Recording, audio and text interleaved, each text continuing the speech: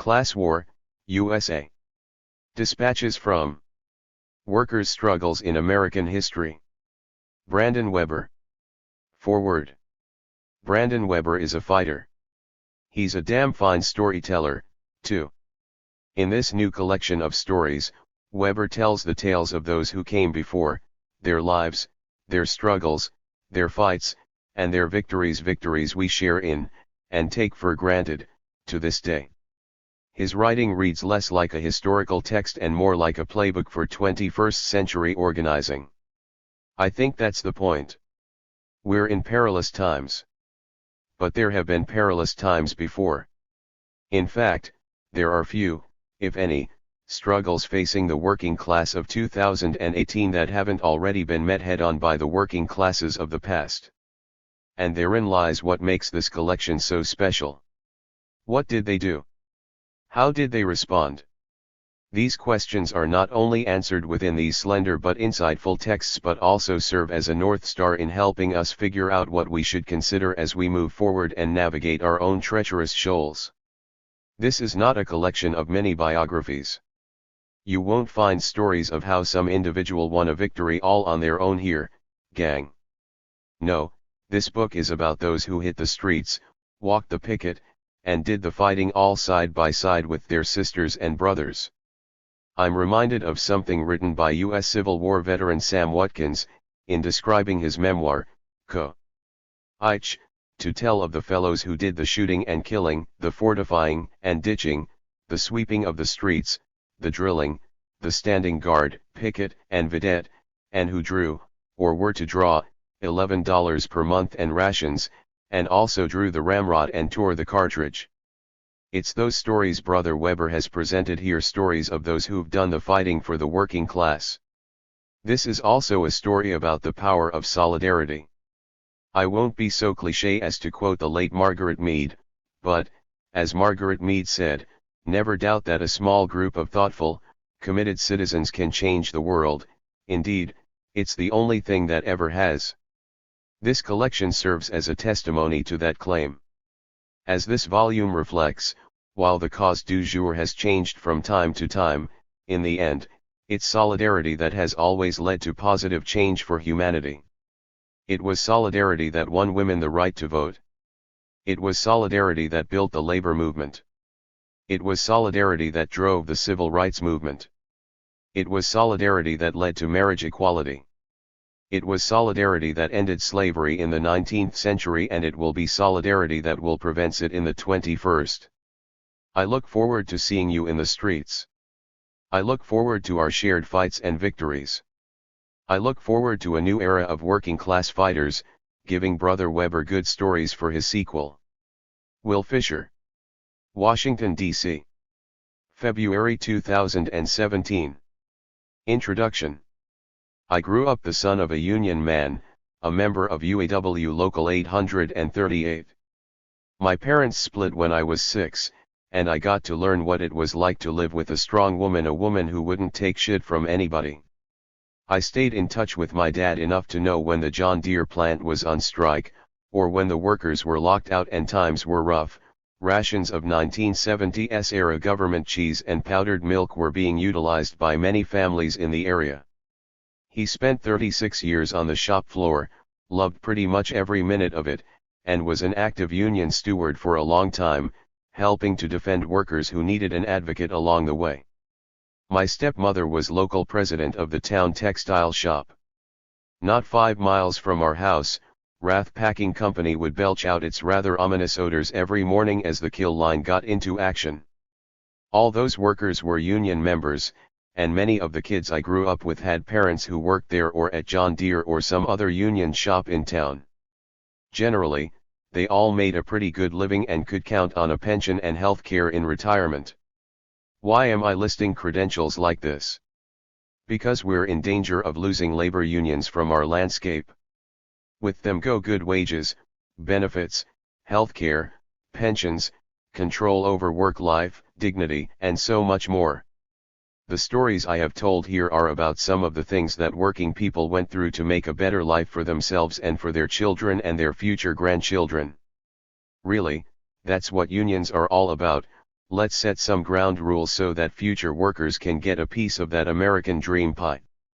I have purposefully chosen stories that capture the spirit of fighting back even when sometimes the battles end in apparent defeat for workers and veterans.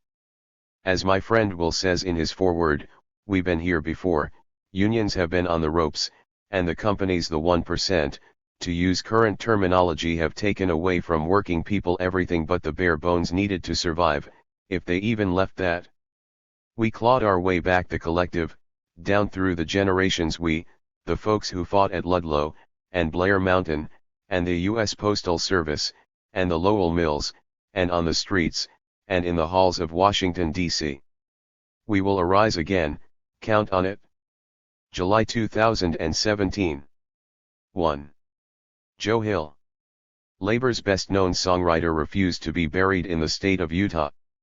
If you're a fan of folk music or words and music about working people, you're probably familiar with the song Joe Hill. The song, originally written as a poem by Alfred Hayes and set to music by Earl Robinson, has been performed for decades by the likes of Paul Robeson, Joan Baez, at Woodstock in 1969, Phil Ochs, and Billy Bragg.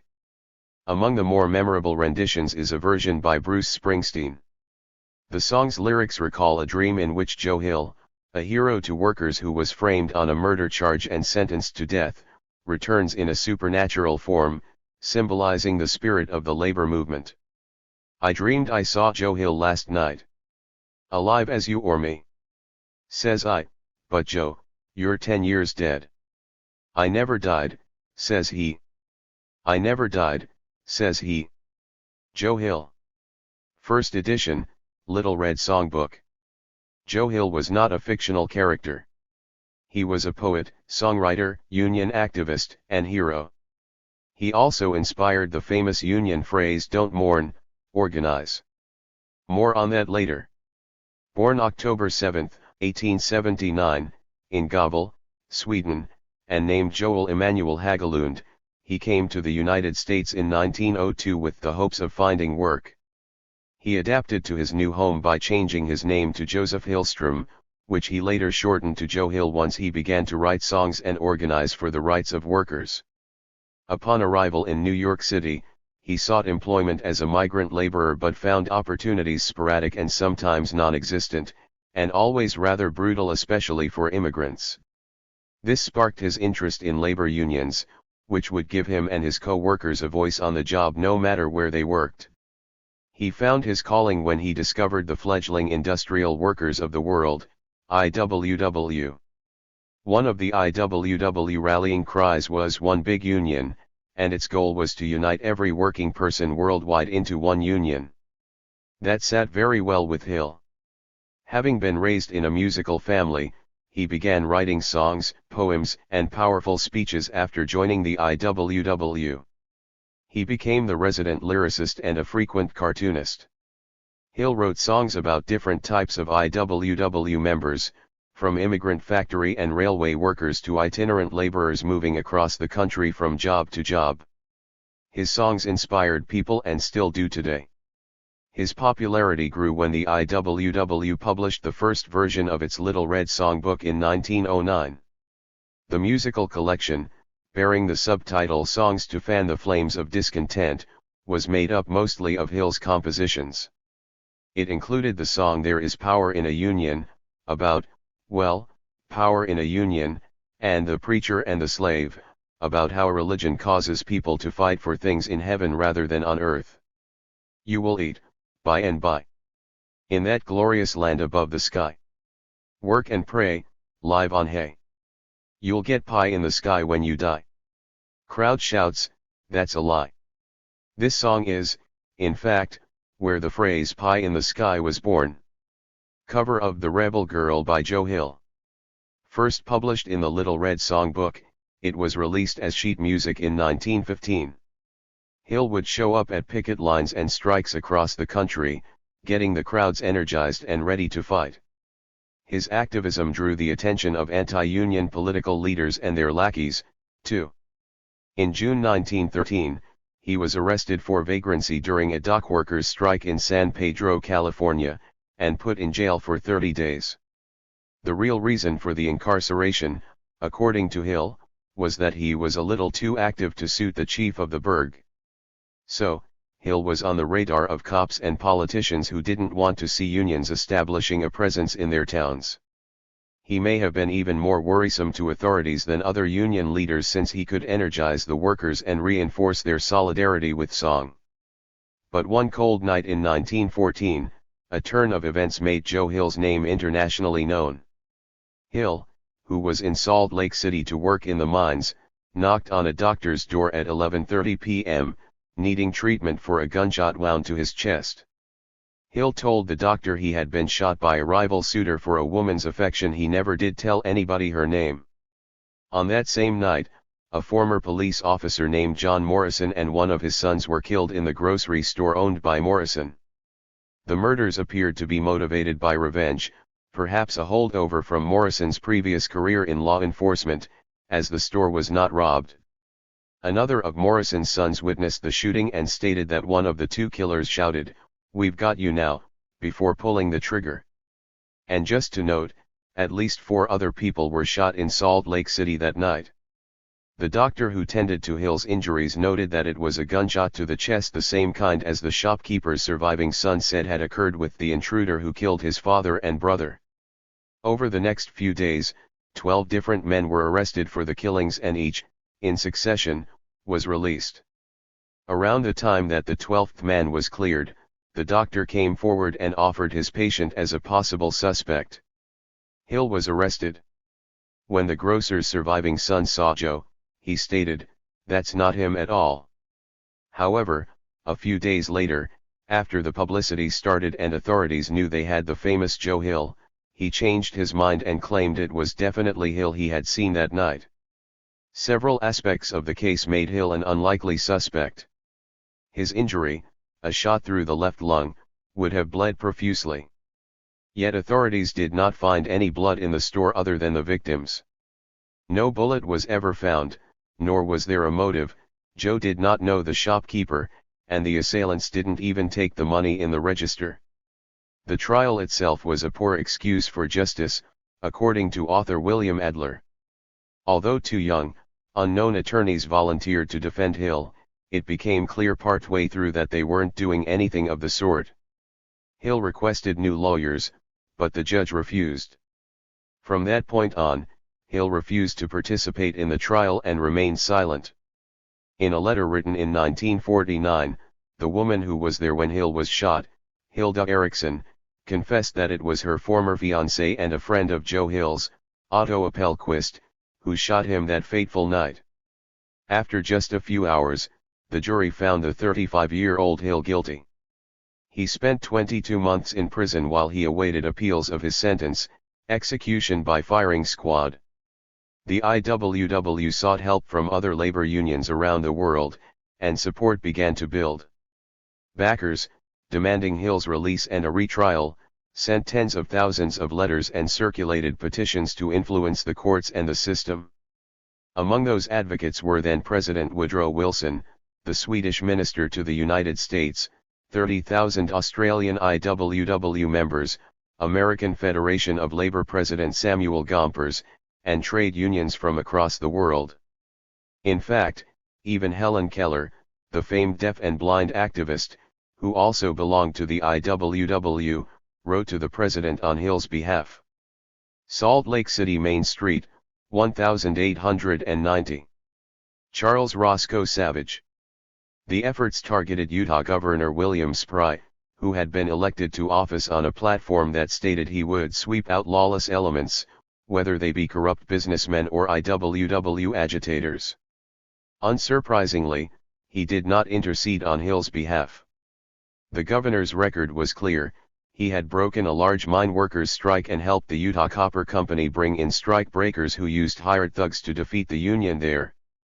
Not surprisingly, this did not help Hill one bit. While in prison, Hill kept writing poetry, music, letters, and more.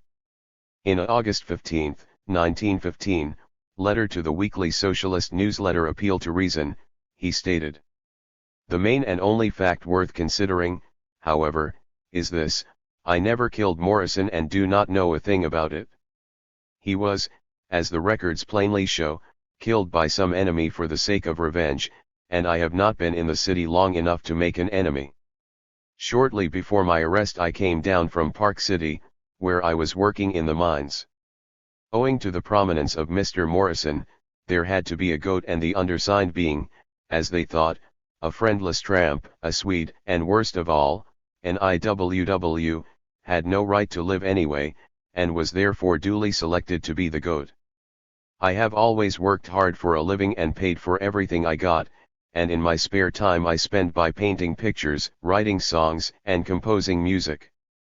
Now, if the people of the state of Utah want to shoot me without giving me half a chance to state my side of the case, bring on your firing squads, I am ready for you. I have lived like an artist and I shall die like an artist. The doctor who tended to Hill's injuries noted that it was a gunshot to the chest, the same kind as the shopkeeper's surviving son said occurred with the intruder who killed his father and brother. In one of his last letters, to IWW founding member and leader William Dudley Haywood, better known as Big Bill Haywood, Hill wrote these practical yet poignant words: "Goodbye, Bill. I die like a true blue rebel. Don't waste any time in mourning. Organize. Could you arrange to have my body hauled to the state line to be buried? I don't want to be found dead in Utah." Haywood changed that to the phrase that has been used by union activists ever since: "Don't mourn, organize." The memory of Joe Hill's words lives on in the hearts of working people the world over. Hill died on November 19, 1915. According to author Philip Sheldon Foner, when the firing squad was instructed, "Ready, aim," Joe Hill himself issued the final order, before the commander, "Yes, aim. Let her go. Fire." 30,000 people came to his funeral in Chicago. Eulogies were translated into 10 languages. The mourners sang songs by Hill and shut down traffic for hours as the funeral procession stretched for miles. Many had IWW patches, pennants, and red ribbons with the words, "Joe Hill, murdered by the authorities of the state of Utah, November the 19th, 1915. Especially in times like these, when labor unions in the United States are very much on the ropes, it's good to remember the words from "I Dreamed I Saw Joe Hill Last Night," also known simply as Joe Hill. "I never died," says he. "I never died," says he. "I dreamed I saw Joe Hill last night. Alive as you or me," says I, "but Joe, you're 10 years dead." "I never died," says he. "I never died," says he. "In Salt Lake, Joe," says I to him. "Him standing by my bed. They framed you on a murder charge," says Joe, "but I ain't dead."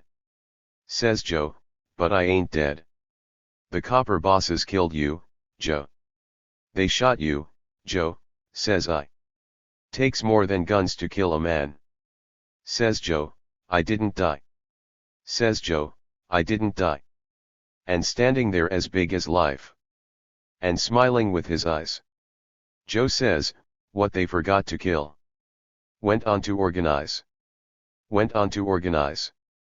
Joe Hill ain't dead," he says to me. "Joe Hill ain't never died. Where working men are out on strike, Joe Hill is at their side. Joe Hill is at their side. From San Diego up to Maine. In every mine and mill. Where workers strike and organize," says he, "you'll find Joe Hill." Says he, "You'll find Joe Hill. I dreamed I saw Joe Hill last night. Alive as you or me." Says I, "But Joe, you're 10 years dead." "I never died." Says he. "I never died," says he. Logo, Industrial Workers of the World. 2. Lowell, Massachusetts. America's very first union of working women. In Lowell, Massachusetts, way back in the 1820s, some enterprising capitalists named Waltham and Lowell figured out that they could recreate the water-powered looms they'd studied in England to turn cotton into cloth, and to create yarn as well. Setting up a series of mills machines that did all of these things quickly and efficiently would mean producing their bundles of yarn and cloth at a very high speed and in large quantities. As cotton production increased in the United States at an almost exponential rate in the slave-laboring South, this system would be a precursor and a model, for that matter, for manufacturing on a mass scale that would define the Industrial Revolution. In this planned community, the mill machines and factories would be right next to each other, and boarding houses would be just steps away. The power for the mill water was a river, located right next to the buildings, and it would be harnessed to make the machines go. The Boston Manufacturing Company was the name of the company formed in Lowell, and its owners planned the entire working community from start to finish: the machines, the work, the living quarters, the laborers, and everything else as well, including Sunday religious services. Then, they built the entire thing and got to business. Since milling was considered women's work, that is, who was recruited young women and girls from surrounding farms who needed work. There was the added bonus for management that they were more pliant and less likely to rebel against the grueling working conditions and pace. These women had not worked outside the farm before this, so it was a new experience for all. General view of spinning room, Cornell Mill, Fall River, Massachusetts, January 1912. They lived in the boarding houses next to the factories and worked 12 and 14-hour days during the week and a half day on Saturday. Living and working in close proximity to other mill girls, even sleeping two to a bed, meant they formed close bonds, which would be crucial when times got tough. They also formed reading circles, and spent time writing fiction and poetry and letters to home. Of course, there were times when the mill owners and overseers, managers, wanted to increase profit, or perhaps the market took a downturn, and their supplies weren't in such high demand, so wages were lowered. Or they'd expect the mill girls to produce at ever higher rates, for no increase in pay, to meet a short-term surge in demand.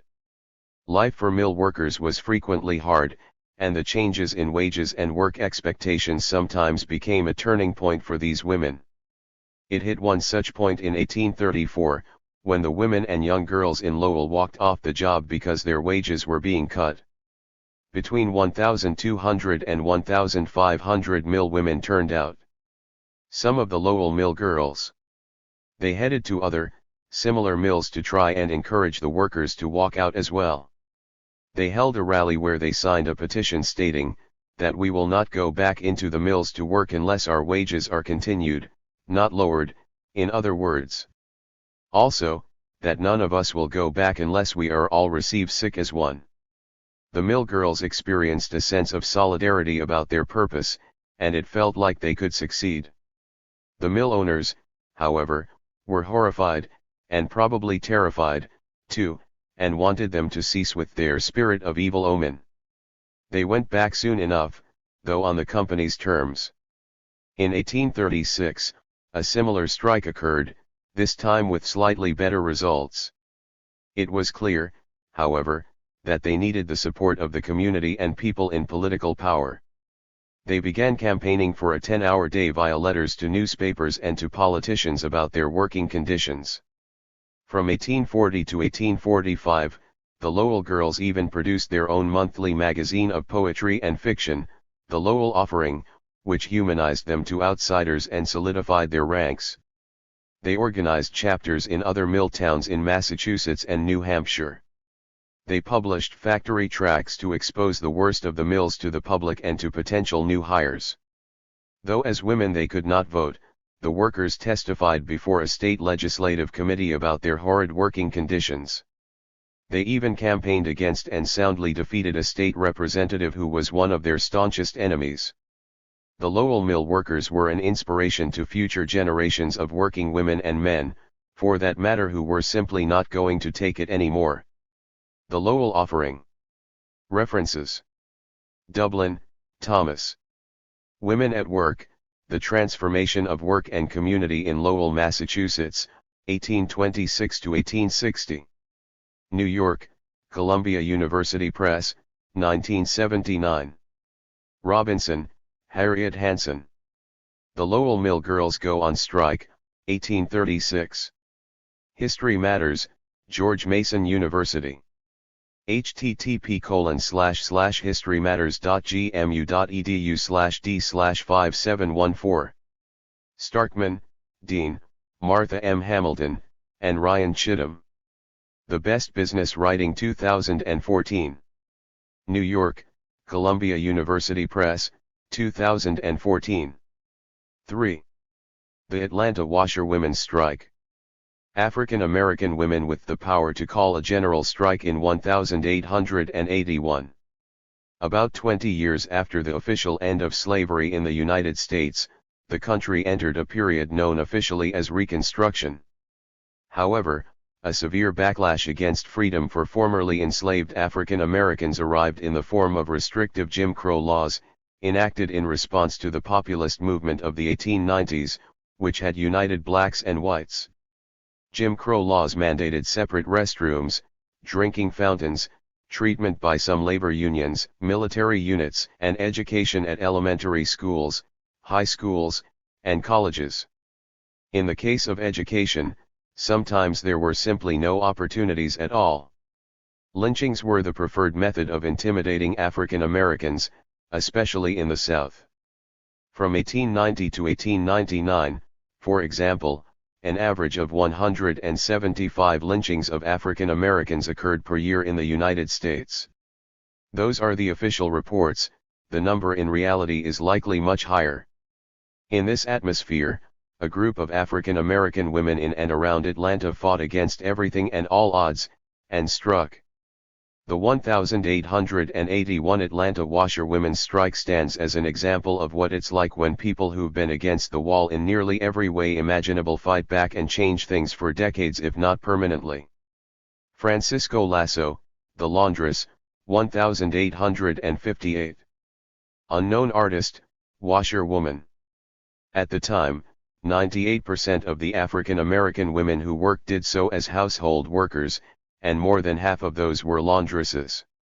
Since most white households could afford a laundress, and it was usually one of the first duties they would think of paying someone else to do, there were thousands of washerwomen. Wages ranged from $4 to $8 a month, and that usually included making their own soap, starch, and wash tubs. The job also included making rounds to the houses of their clients to collect the bundles of cotton garments, hauling water from the well, hanging and unhanging items from clotheslines, pressing the clothing with large irons, and more. It was a 7-day-a-week job. In July 1881, the Washing Society was formed, the kernel of the much larger force that would quickly develop. A strike was called to demand higher wages and better treatment, and the women canvassed neighborhoods all over the city as well as churches, seeking support from their fellow laundresses and from families and friends. The Washing Society even managed to get the 2% of washerwomen who were white to join. They had a few demands, including a rate of $1 per 12 pounds of laundry, as well as some autonomy over their work and more respect from clients. In 3 weeks, the Washing Society and the strike was at 3,000 members. There was the inevitable pushback from white businesses and politicians, who threatened fines, arrested some members, and otherwise tried to quell this rebellion, especially because people in other service industries were threatening the same thing. In a move that further solidified the ranks of the strikers, the city council proposed that a washer's license to even be able to wash clothes for a living be imposed at a cost of $25. In response, the society composed a letter that effectively said, "Bring it." Letter to Mr.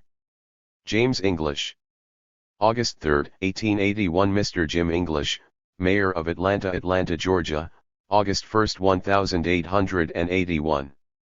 Dear Sir, we the members of our society, are determined to stand to our pledge and make extra charges for washing, and we have agreed, and are willing to pay $25 or $50 for licenses as a protection, so we can control the washing for the city. We can afford to pay these licenses, and will do it before we will be defeated, and then we will have full control of the city's washing at our own prices, as the city has control of our husbands' work at their prices. Don't forget this. We hope to hear from your council Tuesday morning. We mean business this week or no washing.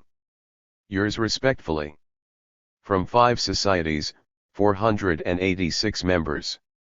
The city buckled, did not impose the fees, and the legend of the Atlanta washerwomen's strike of 1881 was born. 4. Pullman. Former slaves were hired to staff Pullman boxcars because they knew how to be servile. So they formed a union. The company. One of the most well-known capitalists and entrepreneurs during a time of very few rights for workers and extreme inequality between the classes was George Pullman. His niche was the manufacture of sleeping cars for the newly expanding post-Civil War railroad system that was transporting people to various places around the country on a much more frequent basis. Pullman had an idea of improving that system with luxury sleeping cars so rail travel would be much easier and more pleasant for customers. It worked, and he added multiple layers of service over the next few decades, including gourmet meals, ultra-clean and luxurious train cars, and opulent furnishings. Most important to these new cars was the very professional staff that was key to making the travelers feel pampered. Sleeping cars existed before Pullman, but he turned them into an extravagant mode of travel that the newly emerging middle class and the wealthy wanted to experience. He made his first luxury car around the end of the Civil War, in 1865 in fact. The very first Pullman train car was the one that brought Abraham Lincoln's body home to Illinois from Washington. It was brilliant advertising, and it worked, because it was seen by the millions who clamored to see Lincoln's body. Orders piled up overnight from train companies. Pullman sleeping car, 1924. The workers. The service was one of the key features of Pullman train cars. Pullman hired thousands of former slaves, specifically for their experience of serving masters and their families, which then translated to the clientele on the train cars. There was a strict divide among the labor. White conductors collected tickets and sold upgrades along the routes while African American porters carried luggage, cleaned the cars, shined shoes, cooked and served meals, and made travelers feel pampered. In addition to the labor divide was one of wages. White workers received, on average, 6 times as much as the porters, which meant the porters relied heavily on tips. Meanwhile, next to the factory that made these luxury train cars in Chicago, Pullman built housing, grocery stores, and just about everything else his workers would want. It sounds convenient, right? But company towns like this were prime opportunities for Pullman to take advantage of workers by raising prices and rents at will, punishing and evicting anybody who dared try to improve conditions or wages, and more. He prohibited independent newspapers and public speeches by the residents. His staff regularly inspected the workers' housing to make sure that it was clean, and he could evict anybody with a few days' notice. All of this, plus a wage reduction with longer work hours after the 1893 Depression hit, resulted in a massive strike in 1894 that was finally ended by federal troops, ordered by President Grover Cleveland. See Chapter 5. Hey, Porter. The real profit for Pullman was in filling the rail cars and providing a high-end service that people would pay for. Pullman sleeping cars expanded to even more markets. At its peak in the 1920s, there were 20,000 porters on the job, the most African Americans employed by a single company in U.S. history. There were a few women working on these trains as well. About one maid for every 50 porters was an African American woman. Porter helping women to board the train, 1920. One of the few well-paying jobs for African American men at the time, being a porter was a treasured position. But the work was grueling. 400 hours a month on the job or 11,000 miles of travel were the minimum to get full-time pay. Basically, they lived on the trains for around $22,000 a year in today's dollars, supplemented by tips. They paid for their own clothing and lodging on layovers, and if any of the passengers made off with pillows or blankets, the cost was taken from their pay. Work hours were one of the biggest problems. When the porters slept, it was on couches in the smoking car, hidden from the passengers. In other words, they couldn't even use the sleeping cars when they got their average of 3 hours of sleep per night. A Pullman porter based in Chicago. Additionally, it was a common practice for the porters to be called either George or a commonly used racial slur that begins with the letter N. Effectively, George meant the same thing. From 1909 to 1913, porters tried unsuccessfully to unionize 3 times to address some of these issues. In response, the company began its own union, which was, of course, a sham.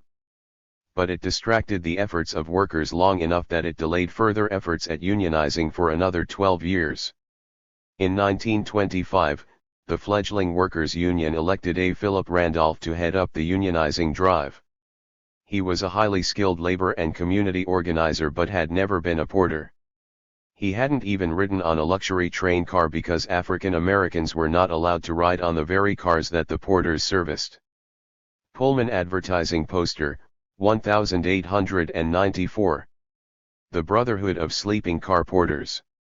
As soon as the union was formed, it put together a list of demands of the Pullman Company. 1. A significant pay raise. 2. Abolishing the practice of tipping. 3. Adequate rest breaks.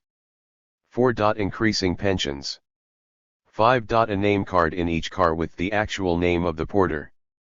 Since tips would often amount to more than actual wages, it seems counterintuitive that they would want to abolish tipping, right? But in reality, to get those tips, workers had to be subservient and rigidly obedient to the white clientele. Removing tips and raising wages would effectively eliminate one of the more humiliating parts of their job. Of course, the company refused and began firing and spying on the organizers and union sympathizers. Everything had to go underground, facilitated by secret handshakes and passwords. A ladies' auxiliary unit composed of the wives of porters was formed, which was arguably one of the most critical components of the secret operations. One thing working in the porters' favor was that trains going from city to city across the country provided great opportunities for the distribution of literature, news, job information, and more. It took 12 years for the porters to succeed. One key to victory was the 1935 passage of the National Labor Relations Act, with some pressure from President Franklin Delano Roosevelt, which gave unions legal legs when it came to organizing and prevented some of the intimidation tactics used by companies to keep unions from forming. The first negotiating session between the company and the union was in 1935. That same year, the Brotherhood of Sleeping Car Porters became the first African American union recognized by the American Federation of Labor, AFL. The union signed its first contract with Pullman in August 1937. The Brotherhood of Sleeping Car Porters, fresh off a significant victory, went on to help integrate other jobs and unions across the country. Chicago. The Haymarket Massacre of 1886 and the Pullman Strike of 1894, Chicago was the center of both struggles, and things got white hot. Two of the defining struggles near Chicago were the Haymarket Massacre of 1886 and the Pullman Strike of 1894. Part I, the Haymarket Massacre. There are times in our history when a massive miscarriage of justice turns lives upside down. That's what occurred at Haymarket, and it's a terrifying reminder that innocent people can be made into the guilty in a very short amount of time, and the sweeping current of mob justice cares not about truth and facts, only bloodlust. On May 1, 1886, a rally was planned to demand an 8-hour workday, something the U.S. labor movement had been organizing around for decades. The activists who organized the event belonged to the Knights of Labor, some anarchist groups, and other collectives and union entities, and many were editors of newspapers that countered the narrative spewed by the mainstream press, which was decidedly anti-worker and pro-business. The explosion at Haymarket Square, as interpreted by Harper's Weekly. The day came, and general strikes broke out all over the United States. 10,000 workers out in Detroit, a similar number in New York City and Milwaukee, and about 40,000 on strike in Chicago, which was the hub of the actions. Another 40,000 supporters and members of their families made the entire event 80,000 strong in Chicago. On the heels of that success, 2 days later, May 3, 1886, some of the same demonstrators showed up at a local plant, McCormick Reaper Works, where strike breakers were being ushered in by Pinkerton guards and 400 police. As a shift change occurred and the scab workers left the plant, there was a surge by the union members who were locked out. Police panicked, or perhaps this part was planned all along, and shot into the crowd. At least 2 of the workers were killed. Some of the leadership suspected that this whole incident was purposeful, because creating violence was a quick way to shut down the 8-hour-day movement and turn public opinion against it. A rally was scheduled for May 4 in Haymarket Square, at which several local labor and anarchist leaders were asked to speak. It was not nearly as well attended as the May 1 event, probably because people were afraid of additional violence, and that would have been smart of them. No single event has influenced the history of labor in Illinois, the United States, and even the world, more than the Chicago Haymarket Affair. It began with a rally on May 4, 1886, but the consequences are still being felt today. Although the rally is included in American history textbooks, very few present the event accurately or point out its significance. William J. Adelman. By accounts of people who were in attendance, the speeches were peaceful, focused, and definitely not inciting anything violent. The mayor went home early because it seemed like things were going to be quiet. Several on-duty police hung around the edges of the rally and watched, not really engaged and passing time. As the event wound down, the police moved forward, attempting to silence the final speaker as he was about to finish, pushing the crowd to disperse. Someone threw a metal-encased dynamite bomb into the advancing crowd of police and it detonated. 6 police were killed from that explosion alone. As the crowd dispersed, police began firing on the fleeing demonstrators, killing at least 4 and wounding 70. 60 policemen were also wounded, although it appears that many of those injuries were from each other's revolvers.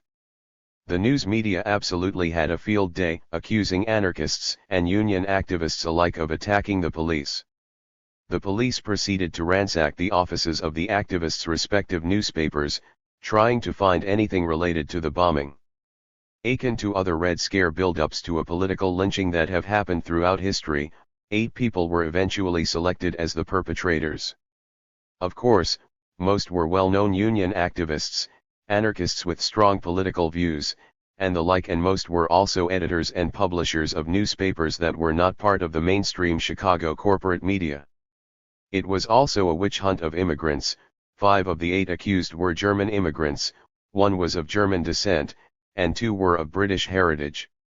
The most likely perpetrator of the bombing, Rudolf Schnabelt, was arrested twice, then he fled the country before police decided he was one of the main suspects.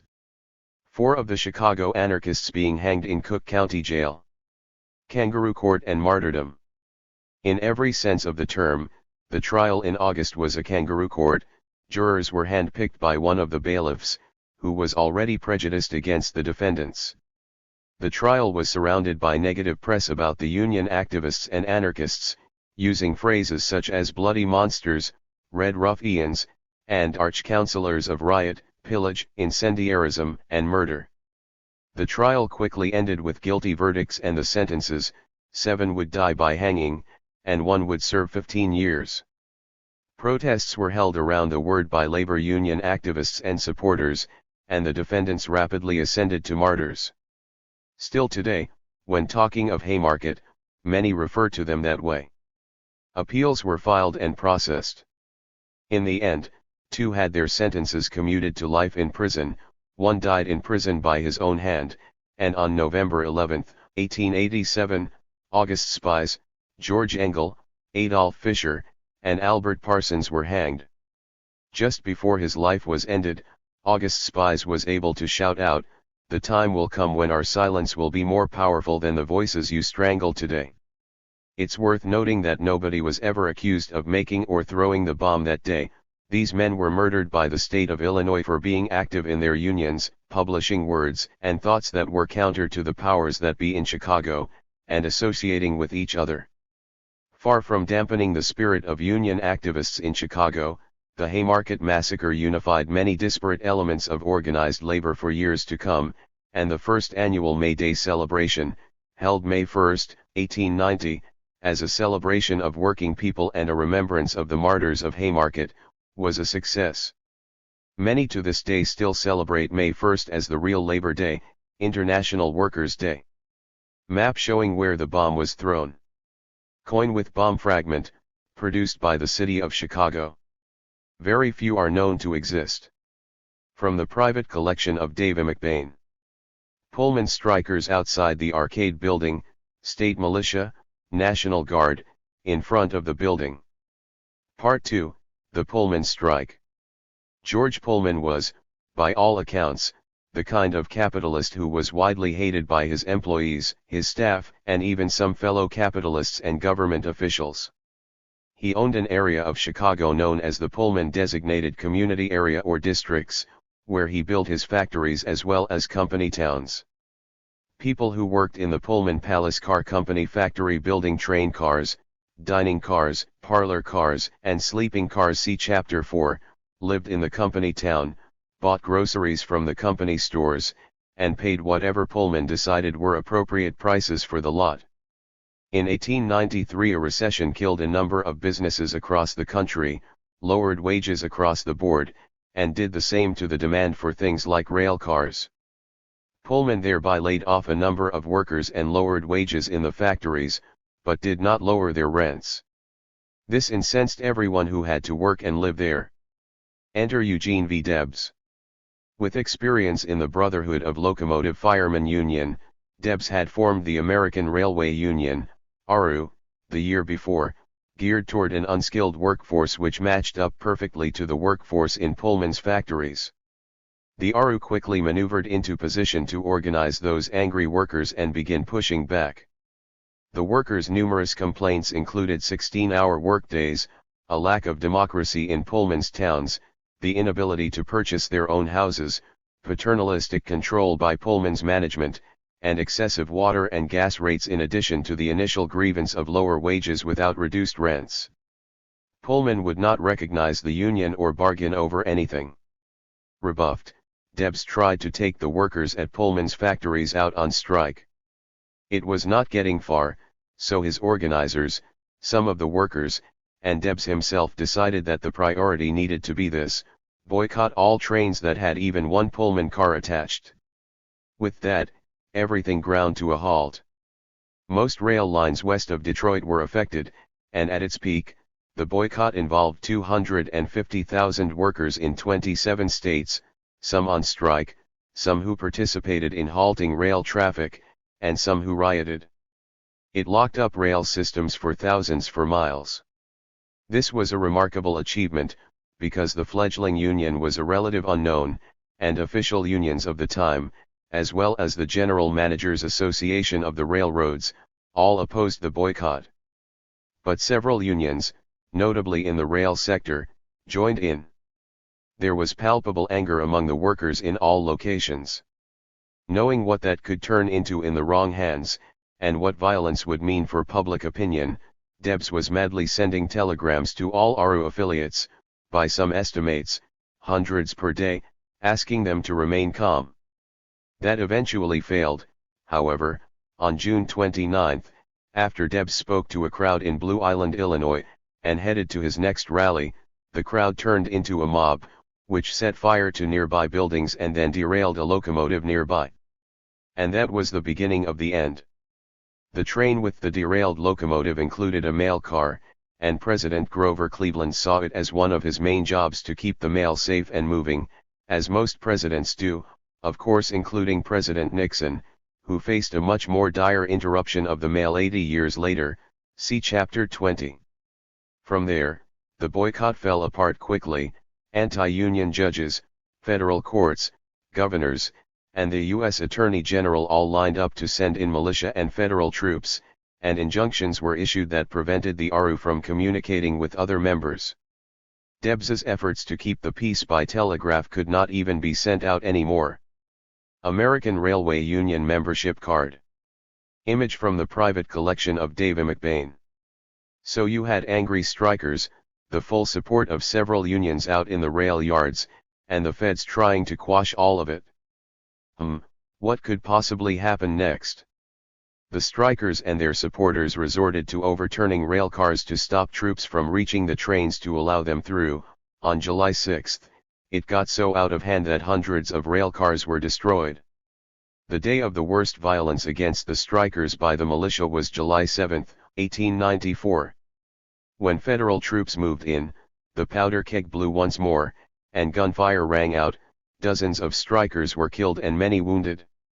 Debs tried to call off the strike at this point and have all men who hadn't committed a crime go back to work, but railroad management was having none of it. They resumed hiring replacement workers. The strike was broken, and public sentiment had strongly shifted against the ARU. Debs was sentenced to 6 months in prison, where he read a lot of Karl Marx, see Chapter 9. 5 other ARU leaders also served time. After things cooled, President Cleveland's administration took the time to study what happened. Upon finding that Pullman's operation was un-American, the administration divested him of the property where his factories, houses, and company stores stood, giving them back to the city of Chicago.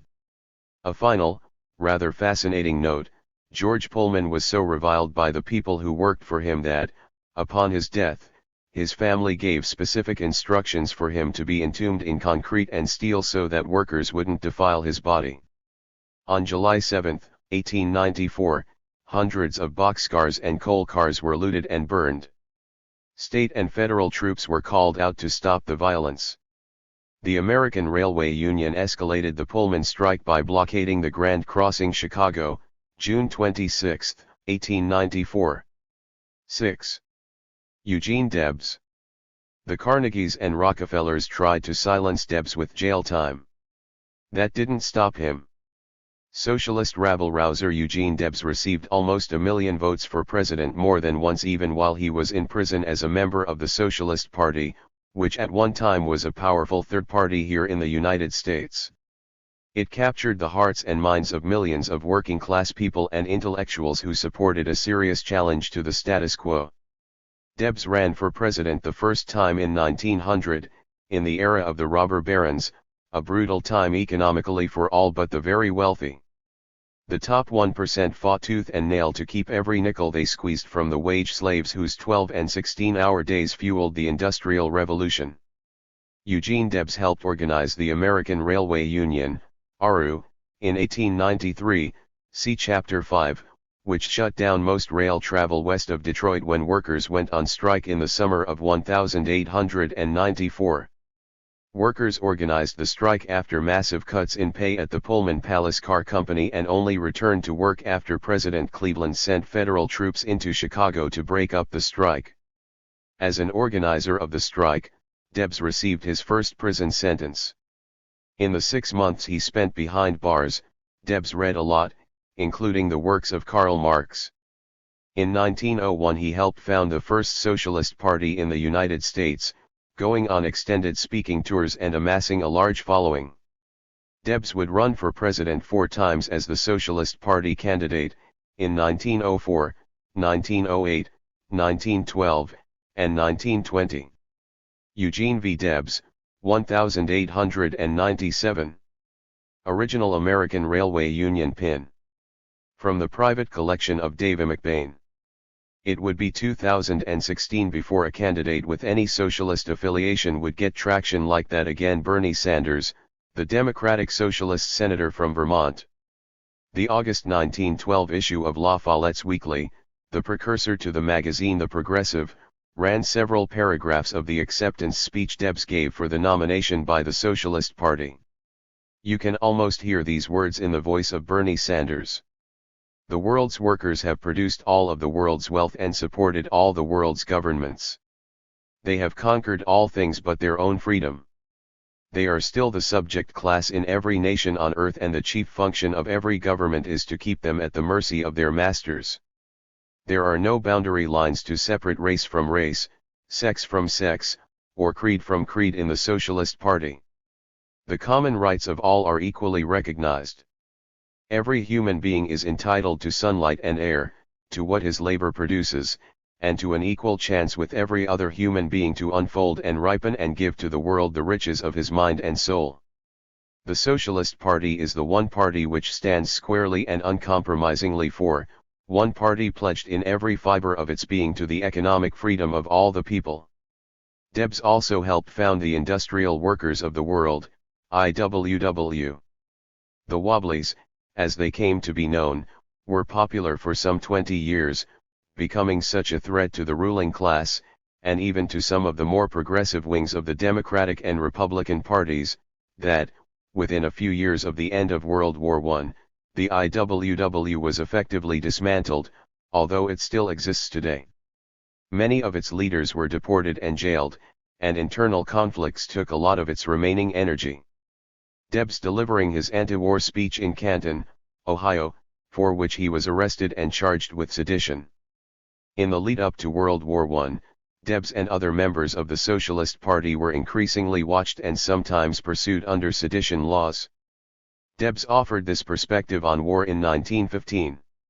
"I am not a capitalist soldier, I am a proletarian revolutionist. I do not belong to the regular army of the plutocracy, but to the irregular army of the people. I refuse to obey any command to fight from the ruling class, but I will not wait to be commanded to fight for the working class. I am opposed to every war but one, I am for that war with heart and soul, and that is the worldwide war of the social revolution. In that war I am prepared to fight in any way the ruling class may make it necessary, even to the barricades." For its time, the 1912 Socialist Party platform was quite radical, including the following: a minimum wage, an end to child labor, rights for Black Americans, improving working conditions, increasing the number of people who can vote. The nerve of those socialists! Just as Sanders forced the Democratic Party to the left in 2016, the popularity of Debs and the tenets of the Socialist Party pushed Democrats and even Republicans to be more progressive. In 1912, Debs won almost 6% of the popular vote. 1904 Socialist Party campaign poster. 1912 Socialist Party poster. 1920 campaign button. As World War I raged, Eugene Debs delivered his final public speech in June 1918, at the Socialist Party convention. He spoke to a crowd of 1,200 near a jail where several of his fellow Socialist Party colleagues were housed for anti-war agitation. He famously said, "It cannot be repeated too often that the working class who fight all the battles, the working class who make the supreme sacrifices, the working class who freely shed their blood and furnish their corpses, have never yet had a voice in either declaring war or making peace. It is the ruling class that invariably does both. They alone declare war, and they alone make peace. Yours not to reason why, yours but to do and die. That is their motto, and we object on the part of the awakening workers of this nation. If war is right, let it be declared by the people. You who have your lives to lose, you certainly above all others have the right to decide the momentous issue of war or peace. Those who produce should have, but we know that those who produce the most, that is, those who work hardest, and at the most difficult and most menial tasks, have the least." Walls and Bars, 1927, posthumous. These words were used later to sentence Debs to prison for 10 years under the Sedition Act of 1918. It was from his prison cell that he received nearly 1 million votes for president in 1920, 3.5% of the popular vote. He ran as simply Convict No. 9653. Debs's health deteriorated in the horrid prison conditions of the time, and President Warren G. Harding commuted his sentence in December 1921, when the war had ended and cooler heads prevailed in the country. Debs died in a sanitarium in 1926 from heart problems that developed during his time in prison. There's a museum in his birthplace, Terre Haute, Indiana, that is well worth a visit. Therein, you can see his handwritten quotes and the original publications they appeared in. Here are a few gems. "I have no country to fight for, my country is the earth, I am a citizen of the world. When I shall fight, appeal to reason," September 1915. "I am opposing a social order in which it is possible for one man who does absolutely nothing that is useful to amass a fortune of hundreds of millions of dollars, while millions of men and women who work all the days of their lives secure barely enough for a wretched existence." Statement to the court upon being convicted of violating the Sedition Act, September 1918. I am opposing a social order in which it is possible for one man who does absolutely nothing that is useful to amass a fortune of hundreds of millions of dollars, while millions of men and women who work all the days of their lives secure barely enough for a wretched existence. Statement to the court upon being convicted of violating the Sedition Act, September 1918. 7. Colorado's mining frontier. Cripple Creek, 1894, and Ludlow, 1913, two very different battles. And both were shocking. Part I, Cripple Creek, 1894.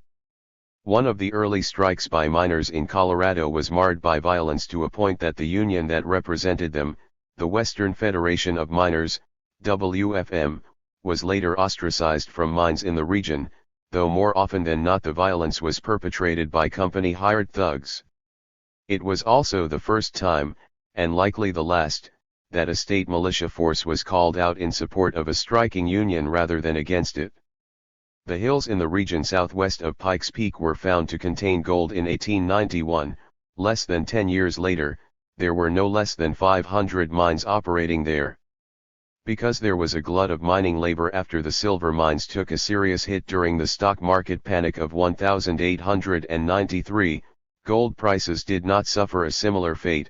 Three of the area's primary gold mine owners decided unilaterally in early 1894 that the miners who currently worked for them needed to work 10-hour days, but for the same pay of $3 a day. Of course this didn't sit well with the people who did the work, so, after they formed the Western Federation of Miners, WFM, Local 19, the strike was on. Within a month, area smelters were closing down, and several of the smaller mines gave in and accepted the original rate of $3 for an 8-hour day. But the big boys held on. Illegal sheriff's deputies under guard by the state militia, Cripple Creek, 1894. In early March, those mine owners decided they wanted to reopen. They sought and obtained injunctions to prevent strikers from interfering with production or replacement workers, and then they hired strike breakers, scabs, as most union people have referred to them for centuries. On March 16, a group of armed strikers ambushed 6 deputies sent by County Sheriff M.F. Bowers, charged with enforcing the injunctions, who were on their way to the mining town of Victor to do just that.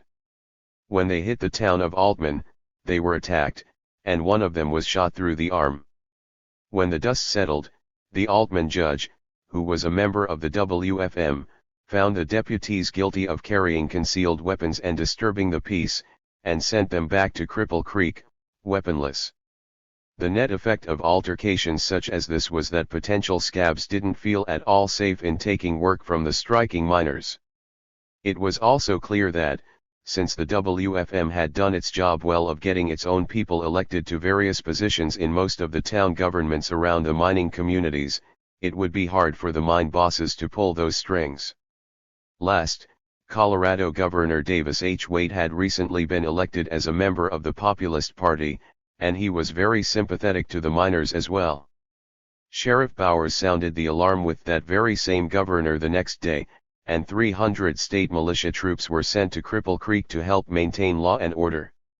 Meanwhile, Bowers ordered the arrest of several of the Altman officials as well as the Union president. They met with the general in charge of militia troops, who found that none of the miners had resisted arrest and, in fact, went willingly and then were promptly bailed out. The general declared that he would not assist the deputies with any of their duties, because he was there to preserve the peace and protect both sides. The mine owners then closed the mines, rather than try to stay open. In early May, the companies came back to the table with the offer of $2.75 a day for 8 hours. The WFM refused, and things stayed pretty much the same. Shortly thereafter, however, owners of the involved mine companies met privately with Sheriff Bowers and offered him the money and sufficient weapons to deputize a small army of 100. He agreed. The miners got wind of this and sent Union President John Calderwood out to collect funds so that their strike could continue. He asked former Army officer Junius J. Johnson to fill in while he was gone. This was rather prescient. Johnson put his military skills to use immediately as he established a camp on top of Bull Hill, a steep bluff that overlooked the town of Altman. He also began training the miners in military-style maneuvers and enlisted their help in getting the commissary fully stocked. In other words, he was preparing for siege warfare. A few days later, 125 deputies arrived and began to set up camp within view of Bull Hill. The miners sent some men down to greet them, which meant that the deputies began to head quickly in the other direction. Those same miners left some dynamite charges in the strong mine shaft house nearby and promptly detonated same. The steam house was also quickly dynamited, raining iron, dirt, cable, and timber onto the deputies. They were not going to have any more of this and promptly began the process of leaving town entirely. There was one more altercation. Some of the miners decided to steal a work train and head toward the fleeing deputies. They caught up with them and a battle ensued that left one dead on each side, along with several prisoners, who were exchanged quickly. In this way as well as many others, this was almost like an actual war. In late May, the mining companies met again with Sheriff Bowers. This time, they wanted 1,200 deputies and they were willing to pay for every last one of them. Cripple Creek under martial law, 1894. Reproduction of original Union pin, Western Federation of Miners. From the private collection of David McBain. It all came to a head on May 27 and 28, when Governor Waite again got involved. He ordered the miners off of Bull Hill, while at the same time designating the 1,200 deputies as an illegal force. He also let the state militia know they were needed and soon. As the state forces arrived and began to congregate in the Cripple Creek area, the deputies took advantage of the situation and began firing on the miners atop Bull Hill and harassing citizens of Cripple Creek. The chaos was finally interrupted by the militia, which eventually disarmed the deputies and ushered them through town while the miners willingly left Bull Hill to the friendly visitors sent by Governor Waite. The Western Federation of Miners agreed to go back to 8 hours a day for the full $3 a day, which became the standard, going forward, for mine worker agreements in the West, and in return, they also agreed to allow non-union miners who might be sent to work in their midst to do their jobs in peace. Of course, those of us who have worked in a strong union environment know how that goes eventually. The non-union people are won over. The WFM flourished in the months to follow, organizing hotels, restaurants, laundry workers, newsboys, and more. It eventually had 200 local unions in 13 western states. It also enjoyed political support throughout the region as it grew and thrived. As many of the traditional labor unions across the United States became politically more conservative, the WFM actually helped to create the Industrial Workers of the World, IWW, see Chapter 6, and remained fairly radical throughout its existence. There were several other important union drives and strikes in Colorado over the next few decades, the Ludlow Strike and Massacre being one of the major events, but Cripple Creek was really the beginning of these miners deciding to take some of their fate into their own hands, to wrest from the mine owners a little more control of their working conditions and a bit more of a piece of the golden pie that they dug, shoveled, and pickaxed every day of their working lives. References: Cripple Creek, Colorado. Western Mining History. https://www.westernmininghistory.com/town/colorado/cripple-creek. Glenn, Joshua, and Mark Kingwell. The Wage Slaves Glossary.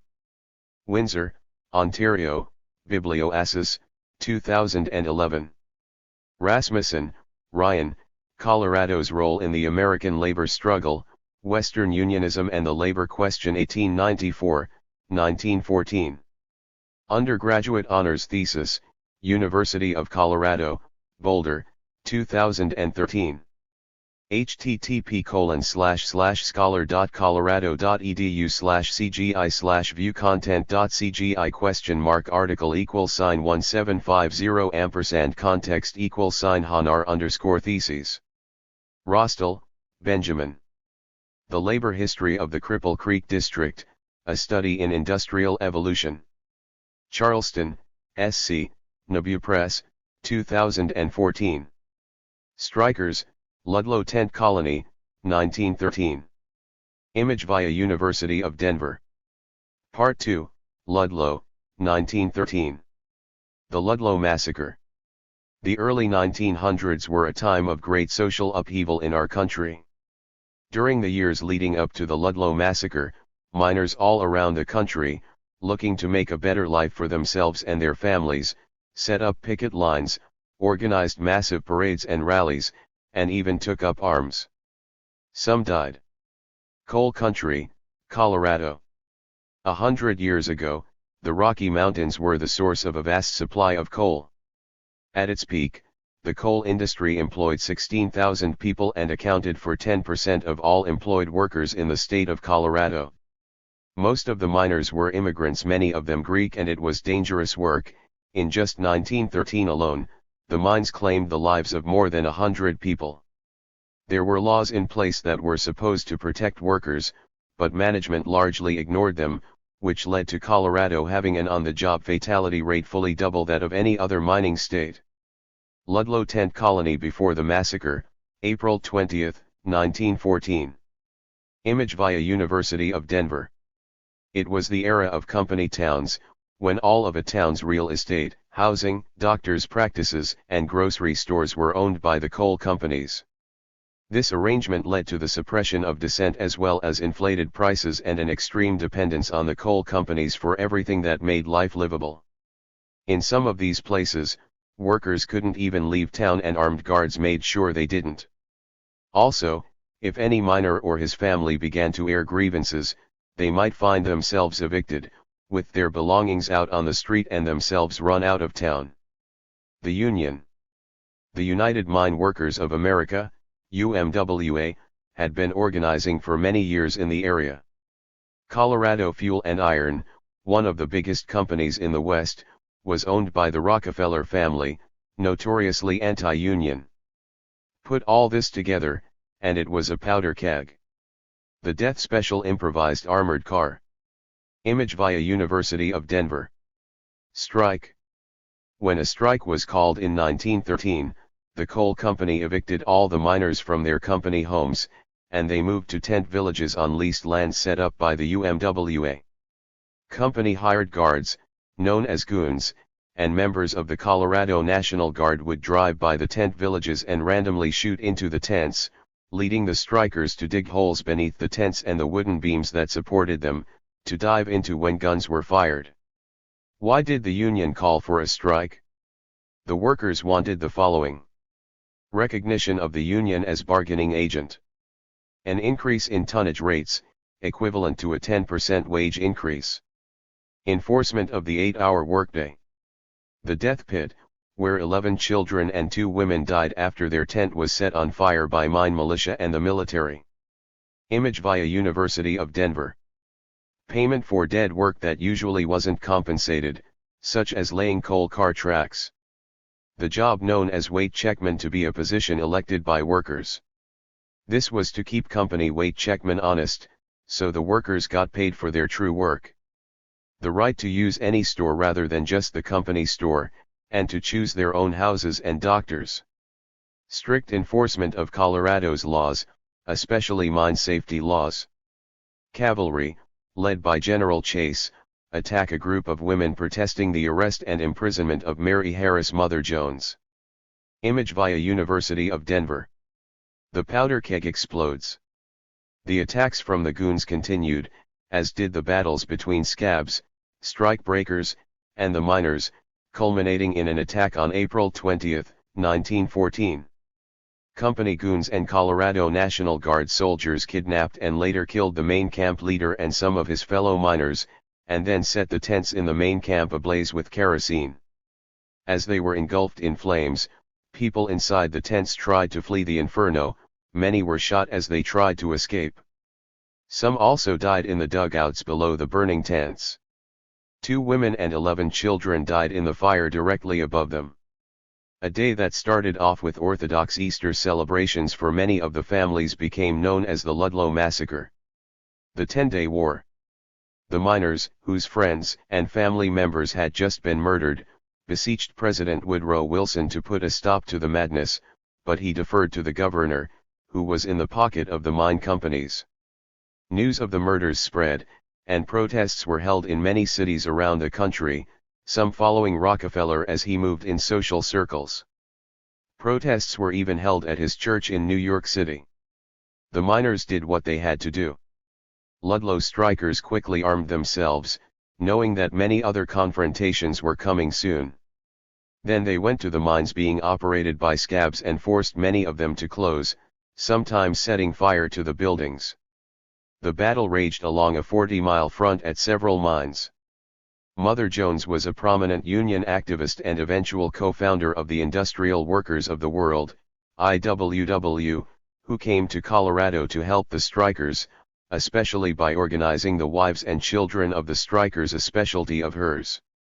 After 10 solid days of pitched battle and 66 men, women, and children killed on both sides, the president finally sent in the National Guard, which promptly disarmed both sides. Union victory. While more than 100 people died over the course of about 18 months before and after the battles at Ludlow, and the Union ultimately lost the election, the Ludlow massacre spurred a congressional investigation that led to the beginnings of child labor laws and an 8-hour workday in the United States, among other things. It also brought national attention to the plight of these miners and their families, and it showed the resilience and strength that Union people could display when they remained united, even in the face of extreme corporate and government violence. Historian Howard Zinn called it the culminating act of perhaps the most violent struggle between corporate power and laboring men in American history. And the primary mine owner, John D. Rockefeller Jr., received a lot of the criticism and blame for what had happened.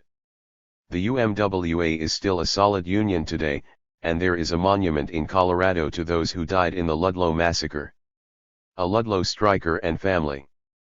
Image via University of Denver. 8. Triangle Shirtwaist Fire. 123 young women who went to work one day in a New York factory never came home. It changed our country forever. There has been a lot written about the Triangle Shirtwaist Factory fire in Manhattan, 1911. This disaster was one of the most significant events leading to changes in workplace safety regulations and practices, at least for the United States. When the workforce, almost entirely young women, went to their jobs the morning of March 25, 1911, they had no idea that their lives, and eventually those of millions of workers across the United States, would be forever altered that day. Some lives ended when they hurled themselves to the sidewalk from many stories up. Some were consumed in the inferno. Some people were injured or physically scarred for life, and most were mentally scarred. The Triangle Shirtwaist Factory, located in Manhattan, employed several hundred mostly immigrant women and girls. It was a true sweatshop. Work was long and arduous, sometimes 80 or more hours a week, for $15 per week. The conditions were appalling. There were 4 elevators, but only one worked, and it was at the end of a long, narrow corridor. There were 2 stairwells, but one was kept locked, ostensibly to keep workers from stealing. The other stairwell was at the end of a long corridor and had a door that opened inward, rather than outward. There were no sprinkler systems, and while there was a fire escape, it was woefully inadequate to support hundreds of people if the worst happened. Mourners, 10 days after the Triangle Shirtwaist fire. The worst did, indeed, happen. On Saturday, March 25, a rag bin caught fire. An attempt to put that out was fruitless, as the fire hose was old and broken, and the valve was rusted shut. As people began to panic, every system that should have worked, had it been in decent condition, failed. The elevator was used to cart a few dozen workers down, and it broke soon in the heat. The first casualties happened when the women waiting to use the now failed elevator plunged down its shaft to their death, or they would have been burned alive. The girls who fled via the stairwells were trapped at the locked doors and trampled, and all were eventually consumed by fire. A few people, including the owners, escaped by heading for the roof and then jumping to surrounding buildings. As firefighters arrived, they witnessed the absolute horror of young women hurling themselves out of the windows to their deaths on the streets and sidewalks below. Some of the rescuers were puzzled to see bundles of garments and clothing on the sidewalk below the building, only to recoil in shock when they realized they were the bodies of women who had plunged to their deaths rather than be burned alive. It took less than 20 minutes for all of this to transpire, and a total of 145 died from the Triangle Shirtwaist Fire. After such a tragedy, it would be understandable for most survivors to mourn and then go on with life as it was or simply give up. Not for the survivors of Triangle Shirtwaist. Though it was a non-union shop, some of these women and girls were members of the International Ladies Garment Workers Union, ILGWU. The survivors, joined by women from other shops around the city that were in similarly horrid shape and at risk of the same kind of tragedy, got together and demanded change. On April 5, just 10 days later, 80,000 people showed up on New York's Fifth Avenue, one of the most prominent streets of the city. They marched, and they proclaimed that this would not happen again. They organized, and they mourned. The ILGWU proposed an official day of mourning to soon follow the march on Fifth Avenue. 350,000 showed up for the funeral march. The union organized relief efforts for the survivors, who included orphaned children, and they helped the women who were injured to recuperate and to be able to survive financially while doing so. It was a large humanitarian effort, given the scope of the tragedy, and organizations like the American Red Cross got involved as well. Justice. Not for the 1%. Eventually, a grand jury indicted the owners, Mr. Harris and Mr. Blank, on manslaughter charges, but a jury could not find them guilty. Various civil suits were brought, and they settled on paying $75 per life. However, the owner's insurance policy paid them $400 per life for a net gain to them of $60,000. Harris and Blank were cited multiple times in the years following, after they opened new factories, for locked doors, inadequate fire escapes, and other violations. But the real effects of the fire and deaths were legislation that mandated fire safety and other workplace safety regulations in every shop in the state of New York. This included enforcement of those regulations via a new State Department of Labor, and working conditions improved substantially. This, then, became a model for the rest of the nation to follow. In fact, some of the rights guaranteed by the National Labor Relations Act in 1935 were a direct result of the fallout from the fire, including the rights of workers to collectively address safety issues on the job, and even to walk out if those safety issues were not resolved. Many of these ideas were championed by some of the very people who witnessed the Triangle Fire and changed employment laws in the state of New York to favor workers. The Triangle tragedy also spurred union organizing drives, and according to Bruce Rayner, president of Workers United, which is what the ILGWU eventually morphed into, it created a strong garment workers union. It helped to really start the modern labor movement. One of the first photos taken of the fire. Bodies of workers who jumped to escape the fire. References. AFL-CIO. Triangle Shirtwaist Fire. Key events in labor history. https://www.aflcio.org/about/r-history/key-events-labor-history/triangle-shirt-waist-fire. Cornell University. Investigation and Trial. The 1911 Triangle Factory Fire. http://trianglefire.ilr.cornell.edu/story/investigation-trial.html. Cornell University. Legislative reform at state and local level. The 1911 Triangle Factory Fire. http://trianglefire.ilr.cornell.edu/legacy/legislative-reform.html. History.com. Triangle Shirtwaist Factory Fire. 2009 http://www.history.com/topics/triangle-shirt-waist-fire.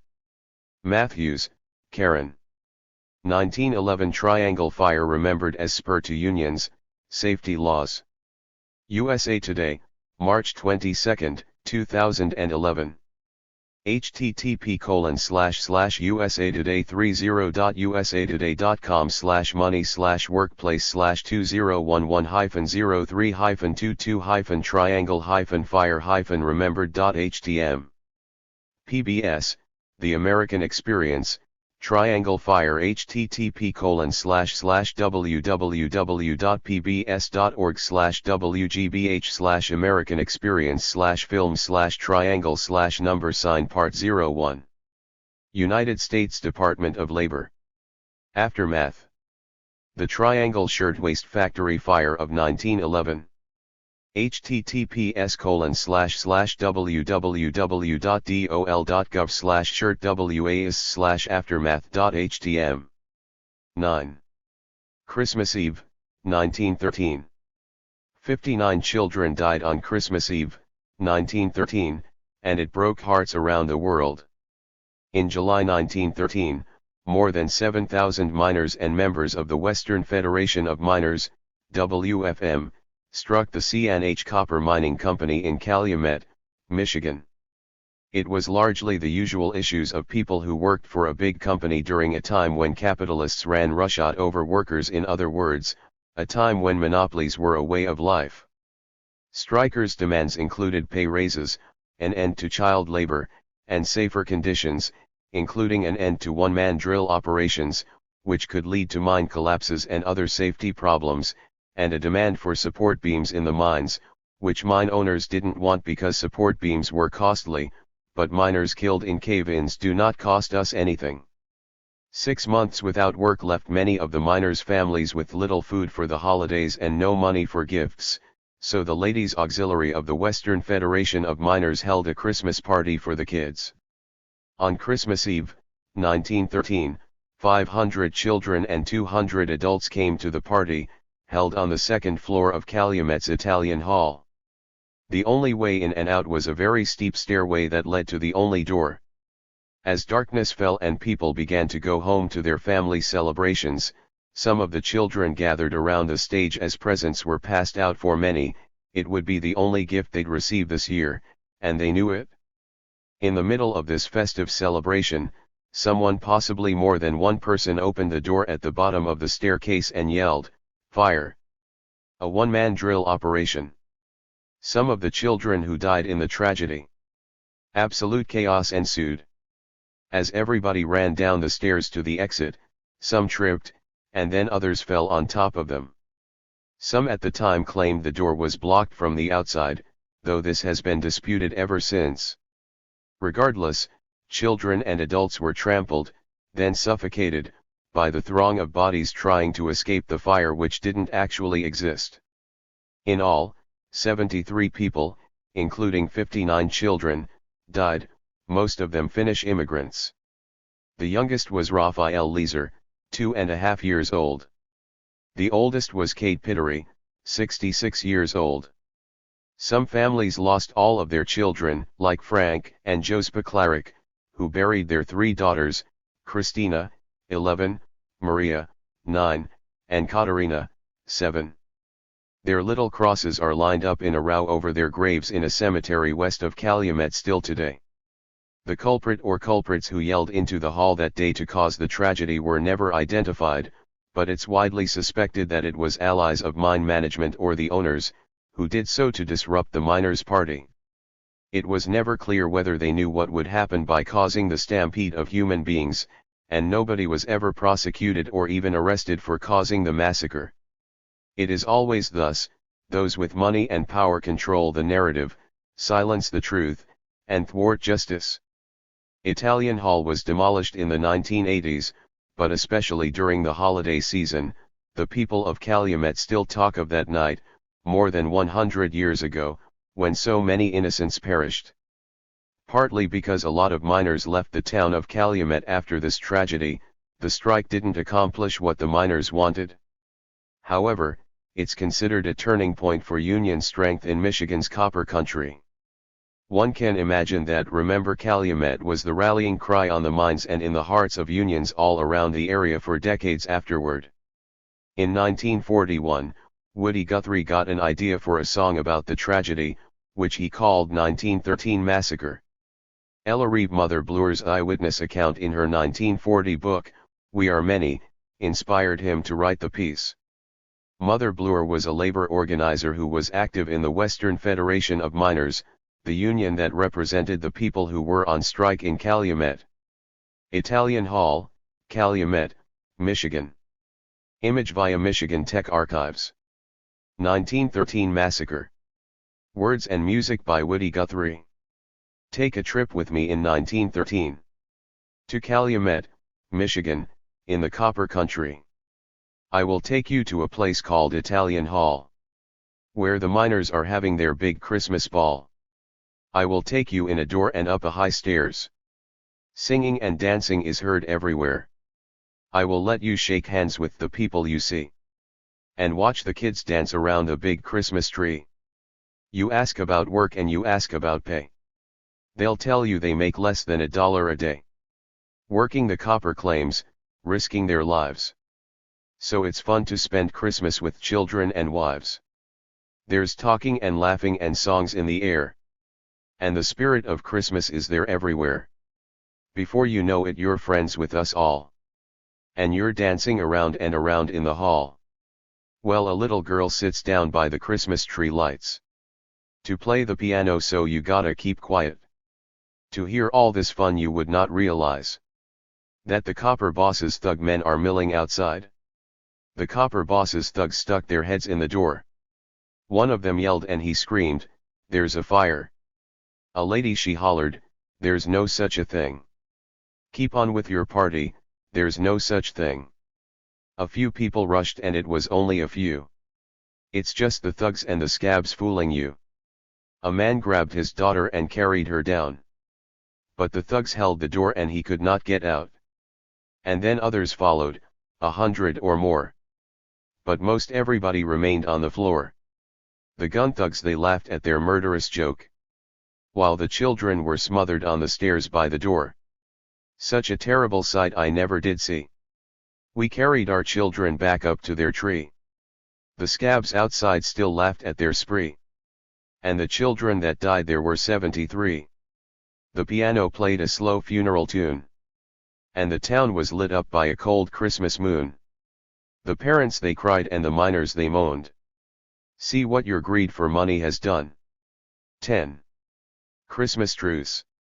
These soldiers were thought to be enemies, but they played soccer and celebrated Christmas Eve, 1914, together. Trench warfare in World War I was absolutely brutal. The Western Front of the war in 1914 included trenches where French and English soldiers awaited the next attack from the Germans, or vice versa, or simply wallowed in the frost and mud, biding their time.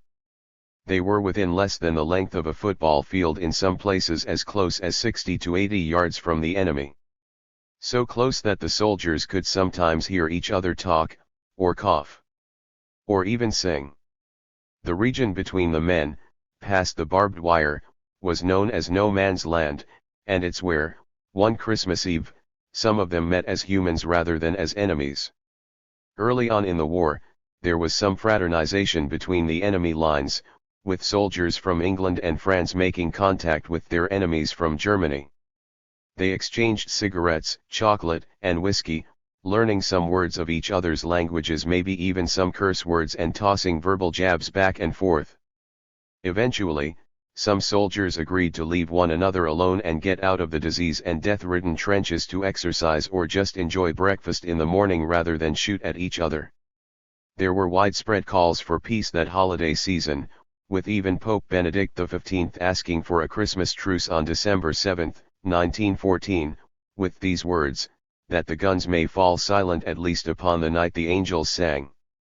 Though Germany agreed to this, the leadership of other countries refused. London News Illustration, Christmas Truce, 1914. On Christmas Eve that year, some parts of the front lines began a temporary truce to collect and bury the dead. Soon, it became an exchange between French and German troops of newspapers, cigarettes, words, and song. Many of the German soldiers put up tiny Christmas trees on the edges of their trenches. These were gifts from home, and they lit candles in their branches. Carols began to ring out O Tannenbaum from the German side, which of course was O, Christmas tree for the English. Adest Fidelis, O come, all ye faithful, followed on both sides, too.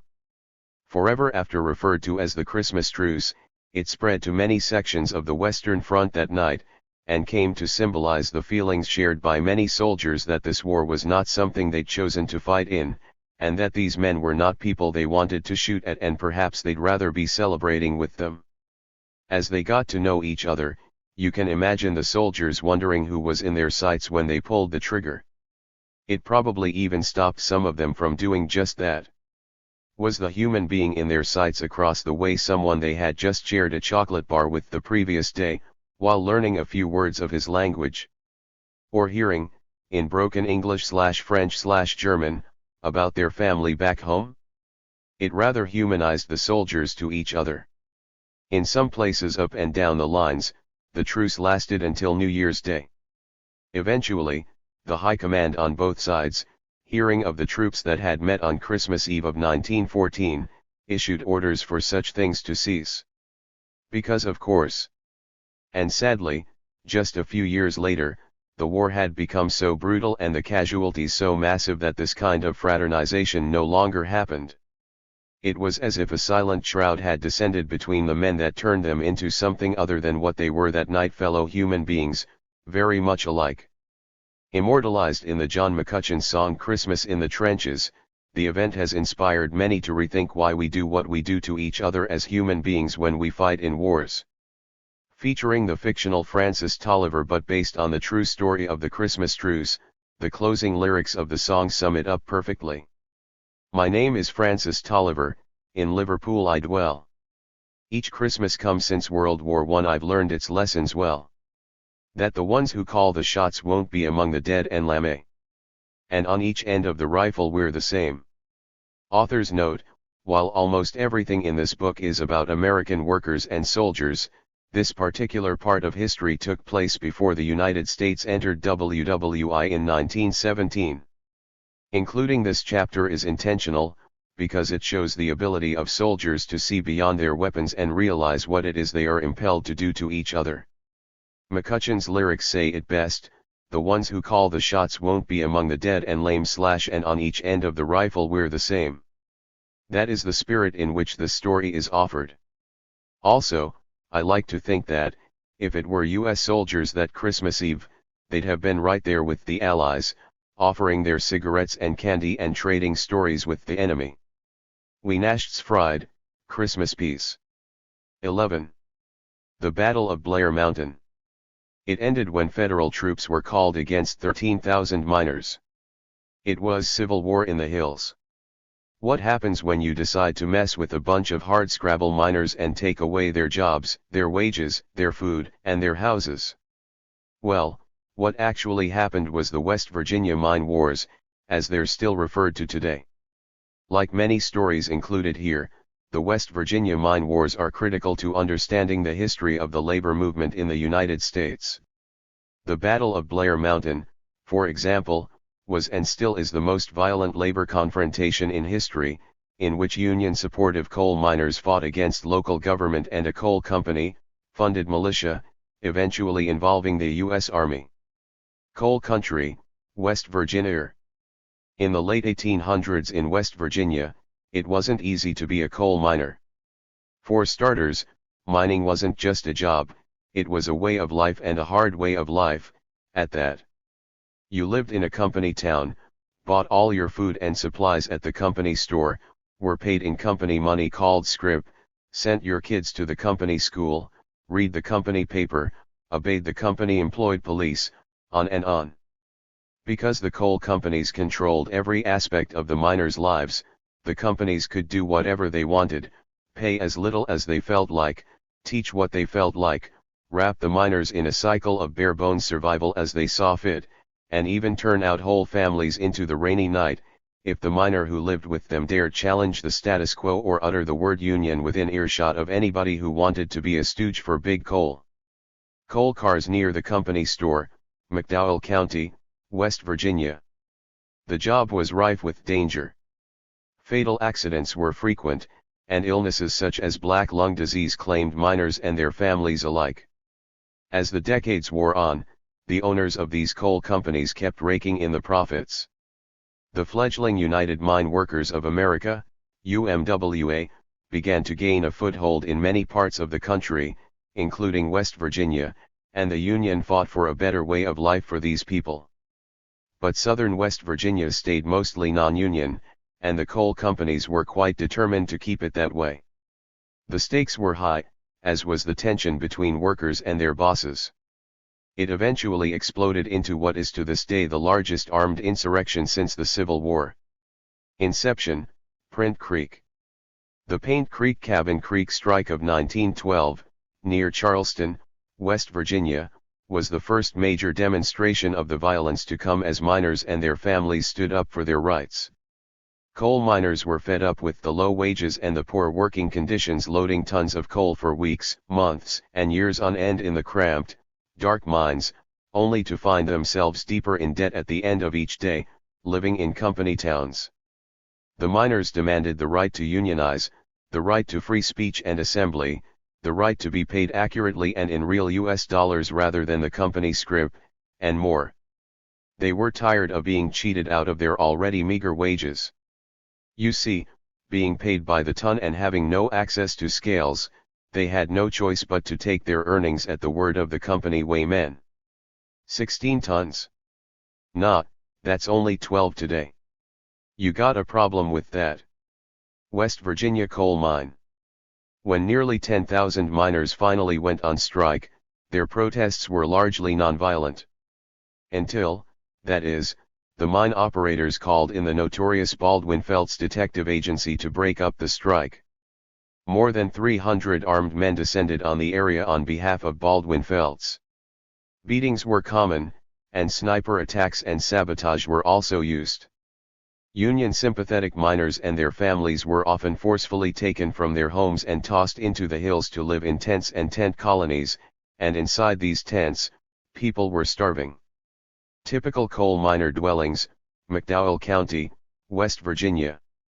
The Bull Moose Special. The tent colonies were soon subject to a new tactic from the company goons. A heavily armored train that the miners called the Bull Moose Special was sent through one of the tent colonies, firing machine guns and high-powered rifles at tents, even killing some of the miners. In a Senate committee investigation that followed, as reported by the Wichita Times, one woman described her encounter with the train. Mrs. Annie Hill, who limped into the committee room, told how she shielded her 3 little children from the bullets by hiding them in the chimney corner of her little home at Holly Grove when the armored train made its appearance. She said she had been shot through the limbs and the bullet had gone through the Bible and hymn book on her parlor table. Martial law was declared. Mary Harris Mother Jones, a feisty union activist in her 70s, who had come to the area to help the miners, was arrested and imprisoned.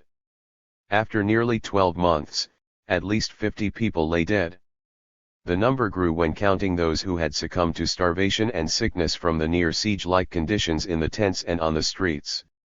The battles went back and forth, with miners gathering to support their brethren during a few pitched battles, which were followed by declarations of martial law. A new governor, Henry D. Hatfield, finally sought peace with terms favorable to the miners, and things quieted down. A massacre in Matawan. 6 years later, unionized miners in other parts of the country were seeing huge victories such as a 27% pay increase and the right to unionize. This inspired the miners around Matawan, West Virginia, to join the United Mine Workers of America in record numbers.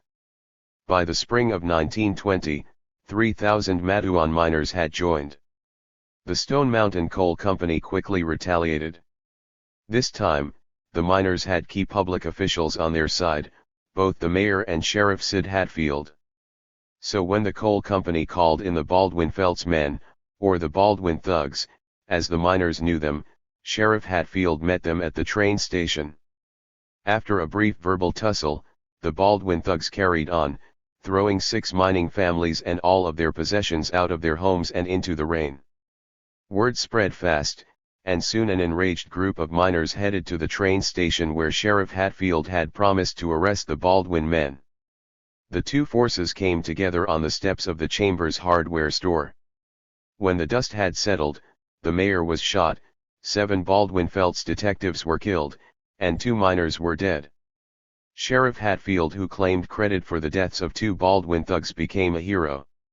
This was the first time the seemingly invincible Baldwin thugs had been defeated, giving the miners hope. In the spring of 1921, charges against Hatfield and his men were either dismissed or they were found not guilty. The enraged Baldwin Felts crew swore vengeance, and just a few months later, they killed Sheriff Hatfield and his deputy on the steps of the county courthouse. Nearly 2,000 people marched in their funeral procession. It wound its way through the town of Matawan and to the cemetery in neighboring Kentucky. As the rage built among the miners, it headed toward a final confrontation: the Battle of Blair Mountain. The Battle of Blair Mountain. The culmination of decades of mistreatment by the mining companies and years of rising tensions came to a head with the Battle of Blair Mountain. It was just after the Matawan massacre, and thousands of miners began pouring out of the mountains to take up arms against the villains who had attacked their families, assassinated their hero, and mistreated them for decades. The miners wore red bandanas around their necks to distinguish themselves from the company men, who wore white patches, and to avoid getting shot by their own troops. This is actually where the term rednecks comes from. UMWA logo. UMWA officials and members of the Miners' Army display the bomb dropped on them during the Battle of Blair Mountain. The sheriff of Little Coal River sent in law enforcement to keep the miners at bay, but the miners captured the troopers, disarmed them, and sent them running. The West Virginia governor also lost his chance for a peaceful resolution when, after meeting with some of the miners' leaders, he chose to reject their demands. The miners were 13,000 strong as they headed toward the non-Union territory of Logan and Mingo counties. They faced Sheriff Chaffin, who was financially supported by the coal companies, and his 2,000 men, who acted as security, police, and militia.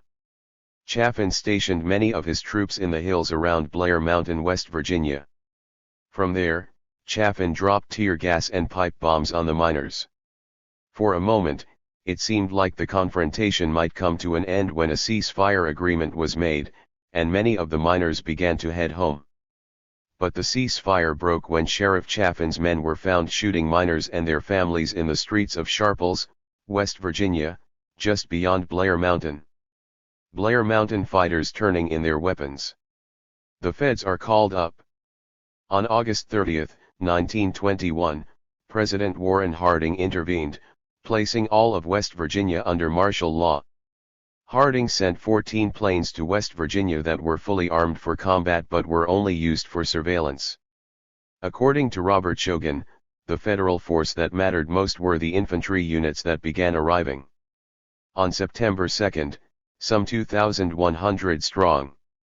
The miners never made it through Chaffin's lines, and it's hard to say what would have happened if they had, but likely it would have meant all-out war between the troops and the miners. After 1 million rounds were fired, the miners retreated. It was time to go home and fight another day. More than 100 people had been killed, about 30 on Chaffin's side and 50 to 100 on the Union miners' side. Almost 1,000 of the miners were indicted for murder and treason, and many more lost their jobs. In the short term, the defeat of the striking miners was devastating to the UMWA. Membership plummeted from 50,000 to 10,000 over the next several years. It took until 1935 post-Great Depression and FDR's New Deal for the rest of the mines in southern West Virginia to become unionized. Matawan was a symbolic moment in a larger, broader, and continuing historical struggle. In the words of Mingo County miner J.B. Wiggins, the struggle for freedom and liberty. Historian David A. Corbin. However, a single battle doesn't tell the whole story of the larger fight for justice. In the end, the coal companies lost more than they gained. These bloody conflicts drew the nation's attention to the plight of the long-suffering mine workers, and unions began to understand that they needed to fight for laws that allowed them to organize and that penalized companies that broke the law every chance they got. These moral victories allowed a number of other unions, like the United Auto Workers and the United Steel Workers of America after them, to flourish as well. Each battle laid some groundwork for the next. Each of these fights in West Virginia solidified the resolve and desire of the miners and their families to stand up for their rights to improve their lot in life. For these brave workers, the American dream was something they had to fight for, something they sometimes died for, and something they wanted to pass on to future generations, despite the efforts of the coal companies to prevent them.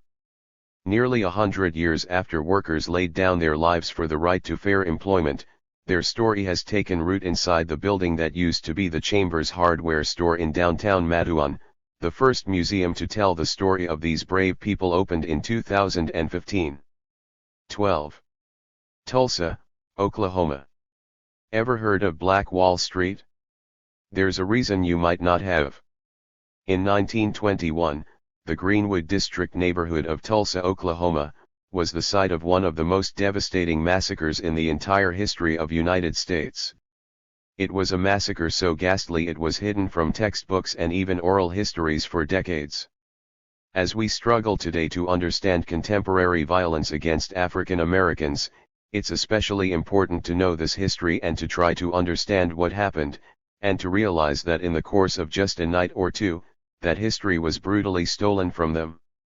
Known as Black Wall Street to those in the community, Greenwood in the early part of the 20th century was a thriving business district featuring African American owned businesses, a strong black working class, middle class, and even upper class, with abundant schools, hospitals, and theaters. It was a bustling commercial and social island on the northeast side of Tulsa, Oklahoma. In just 2 days in the spring of 1921, however, it was all destroyed. Anywhere from 55 to 300 people were killed and 800 injured. Many accounts of the demise of Black Wall Street refer to it as a race riot, but nothing could be further from the truth. It is better described as a terrorist attack on an affluent black neighborhood. The armed black men involved were defending their homes, their businesses, and their lives. Note on photo reads, all that was left of his home after Tulsa Race Riot 6-1-1921. Why Tulsa? Oklahoma, rich in oil deposits, became a state in 1907. It offered a promise of a better life for many formerly enslaved African Americans looking for a chance to start over and get away from the still repressive southern states. In Tulsa, the Frisco Railroad tracks divided the white part of town from the Greenwood District, called Little Africa. Laws prevented both whites and blacks from living in neighborhoods that were 75% black or white, respectively, so segregation naturally fell into place. Red brick buildings sprang up along Greenwood Avenue, occupied by businesses owned by a thriving black middle class that continued to grow during an oil boom in the 1910s. Theaters, nightclubs, churches, and grocery stores thrived in the Greenwood District. The schools were superior to those of the white areas, and many of the houses had indoor plumbing before those in the white areas did. Because African Americans couldn't shop in areas that were predominantly white, a lot of money spent in Greenwood went right back into the community. By the time of the attacks on the citizens of Black Wall Street, there were more than 10,000 African Americans living in the area. The community supported two of its own newspapers, the Tulsa Star and the Oklahoma Sun, the latter covering state and national news and politics as well. But as the community flourished, so did disgruntlement and hatred. The country was still reeling from the defeat of the post-Civil War Reconstruction, and states were furiously enacting Jim Crow laws, which enforced white supremacy and stripped rights from black Americans. African American men in other parts of the United States had been falsely accused of sexual attacks on white women, and were subsequently put to death, usually at the hands of a lynch mob. The Ku Klux Klan had approximately 2,000 members in the Tulsa area by the end of 1921. With veterans returning from World War I and jobs becoming more scarce, Envy and racial tension grew among some white citizens of Tulsa. This all came to a terrifying head on May 31 and June 1, 1921. Over the course of 16 hours, almost every business, each hotel, both hospitals, libraries, the newspapers, and doctors' offices was burned to the ground.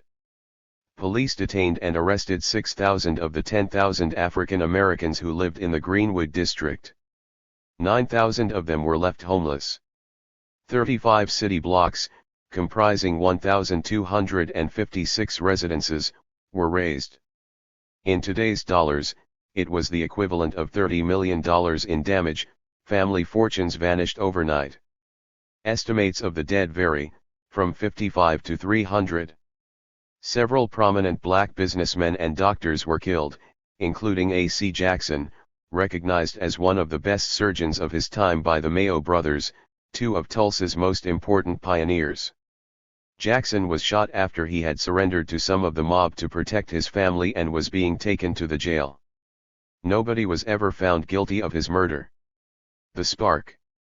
It's never been fully settled exactly what happened between a black man named Dick Rowland, a shoeshine, and Sarah Page, an elevator operator at the Drexel Building in downtown Tulsa, but some of the few people working on May 30, 1921 Memorial Day reported that they heard a scream and then saw Rowland rushing away from the building. There is speculation that the two were lovers, something that would have gotten both into serious trouble, but nothing was ever confirmed. What is clear is that her scream was interpreted as a sign that Rowland assaulted her. It was a claim that she denied to the police upon being questioned. Note on photo reads, Little Africa on Fire, Tulsa Race Riot, June 1, 1921. What did happen was that the afternoon paper, the Tulsa Tribune, ran the headline, Nab Negro for attacking girl in an elevator. The local police, aware that such an allegation could mean Rowland would fall victim to a lynch mob, took Rowland into protective custody at the top floor of the Tulsa County Courthouse. Word spread and soon hundreds of whites gathered outside the courthouse with guns and torches. News of a potential lynching hit the Greenwood district, and several of the black veterans of World War I who had weapons at home went and gathered them. 30 African American men headed toward the jail, weapons in hand, intending to prevent Rowland's demise. They offered to help the sheriff defend Rowland from the mob, but he declined, probably aware that the entire scene was about to explode. And it did. The white mob outside the jail swelled to 2,000, many bringing arms from their houses. More black men arrived later that evening in automobiles, weapons at the ready. At 10 p.m., in an apparent scuffle between a sheriff's deputy and one of the armed black men, shots rang out, and then, as many eyewitnesses stated, all hell broke loose. Soon 10 white men and 2 black men were lying dead in the street. The armed black men backed up to defend Greenwood, but, vastly outnumbered, they took to the heights of nearby buildings and residences and began shooting from above. The mob then began to set fire to the buildings and houses in the Greenwood district and refused to allow firefighters to extinguish the blazes at gunpoint. Skirmishes, drive-by shootings, and outright murders occurred throughout the night, as more buildings caught fire. Some of Greenwood's African American citizens fled on foot, fearing for their lives. Tulsa Tribune, May 30, 1921. Aftermath. By midday on June 1, all that was left were ashes, bodies, and still burning neighborhoods. National Guard troops arrived, and with the declaration of martial law, the chaos came to a halt. 6,000 African American men were rounded up by troops. Individuals were released only if they could be vouched for by a white person or employer. The rest were jailed. No white Tulsan was ever arrested or tried. The blame for the destruction was put squarely onto the residents of Greenwood. Much like in Ferguson, Missouri, almost 100 years later, the Tulsa Police Department took no responsibility. That said, a few members of the department had put themselves at great risk by keeping Rowland from being lynched. Even after the embers cooled and the dead were buried, the racial violence continued. Tulsa's white leaders worked to keep Greenwood from being resurrected. Ordinances were passed to prevent homes from being rebuilt in the district. There was talk of rebuilding the district as an industrial center and relocating blacks to an area much further from downtown. African American lawyers won an injunction to stop that from happening, and many residents did rebuild, although most of them did so without any insurance money, since insurance companies could refuse to pay damages from riots. The rebuilt Greenwood district flourished until, in the 1950s, two major interstate highways and urban renewal efforts pushed almost all of the black residents out of the district and further north. Aftermath of the burning of Black Wall Street. To this day, even including the 1985 MOVE bombing in Philadelphia by police, this remains the single largest massacre of African American citizens in the history of the United States. Black Wall Street stands as just one example of the acts of racist violence that stain our history and have perpetuated racial inequity in the United States. 13. Bonus Army. The Great Depression left WWI vets with the short end of the stick. They weren't going to sit back and take it. Veterans frequently risk their lives in the name of their country, but they often end up vulnerable when they return home. At some points in our history, treatment of veterans got so bad that it has led to major political change. That's what happened on July 28, 1932, in Washington, D.C., when a confrontation between broke and homeless vets and U.S. military personnel so outraged the public that it swayed a presidential election and had major repercussions for decades. President Herbert Hoover, a Republican, was faced with an unsightly controversy. Thousands of destitute veterans had camped out in the Capitol, forming one of several Hooverville encampments around the country. Hoover ordered the nation's military to march on the veterans, torch their makeshift homes, and run them out of town. His opponent in the coming election, Democrat Franklin Delano Roosevelt, knew the move would incense the public. Upon hearing the news, Roosevelt remarked, "Well, this will elect me." The clash was one of the darkest chapters in the history of American veterans and still resonates today. Pay the bonus. When veterans of World War I returned home from the front in 1918 to 1919, they petitioned Congress to offer some sort of compensation for lost wages. Military pay was far below what they could have earned at home in factory work or other jobs. In 1924 Congress passed a law to compensate them, but the certificates issued to the veterans were not payable until 1945, more than 20 years later. Many of them knew that they wouldn't live long enough to even collect. 1932 Bonus Army Cinderella Stamp. As the grumbles continued among the ranks, the stock market crash of 1929 hit, and the Great Depression was in full swing. Those veterans who couldn't find work became part of the destitute masses who had no money, no food, no jobs, and, in some cases, no homes. At its worst, in 1933, unemployment was 25%, and prospects were dim for everyone. Just the year before, in 1932, it was clear to everyone that things would get worse before they got better. Feeling like they'd been chewed up and spit out by their country after doing what they felt was their duty, 17,000 veterans made their way to Washington to set up camp and make their case. They were known as the Bonus Expeditionary Force, later shortened to the Bonus Army. Hoovervilles. The Bonus Army occupied abandoned structures along Pennsylvania Avenue between the Capitol and the White House and set up camp in nearby parks and the Anacostia Flats, a swampland east of the Capitol that had been converted into a park in the early 1900s. Those areas swam with tent cities and even some shacks erected from nearby scrap piles. Such encampments were known as shanty towns or Hoovervilles, after the president who would not meet with them, talk to them, or hear their stories. Bonus Army Camp, Anacostia Flats, 1932. These makeshift homes were filled with veterans from the Great War, both black and white, along with their families. Protesters in Hooverville camps wanted to convince the public to support their cause. Conditions of the camps were as shipshape as they could muster, and the veterans were highly disciplined, with their own post office, library, and newspaper. It was thought that if they did not keep things clean and organized, the public might go against them. In fact, that was a risk. The infamous tactic of red baiting was used against them by Hoover and his military commanders. Basically, the Bonus Army and their families were called communists and agitators. It was to no avail, however. These tens of thousands of citizens remained within a stone's throw of the White House, sometimes on the lawn itself, and they continued pushing for relief. On June 15, 1932, with pressure mounting, the House of Representatives passed the Patman Bonus Bill, which would have taken care of the bonus payments in cash immediately.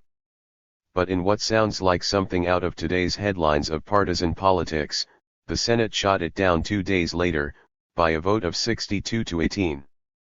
Thousands more veterans headed to Washington in response to the defeat of the legislation to compensate them.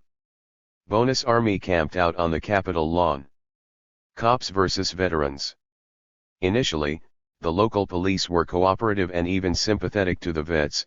Their chief, Pelham Glassford, was a World War I veteran himself.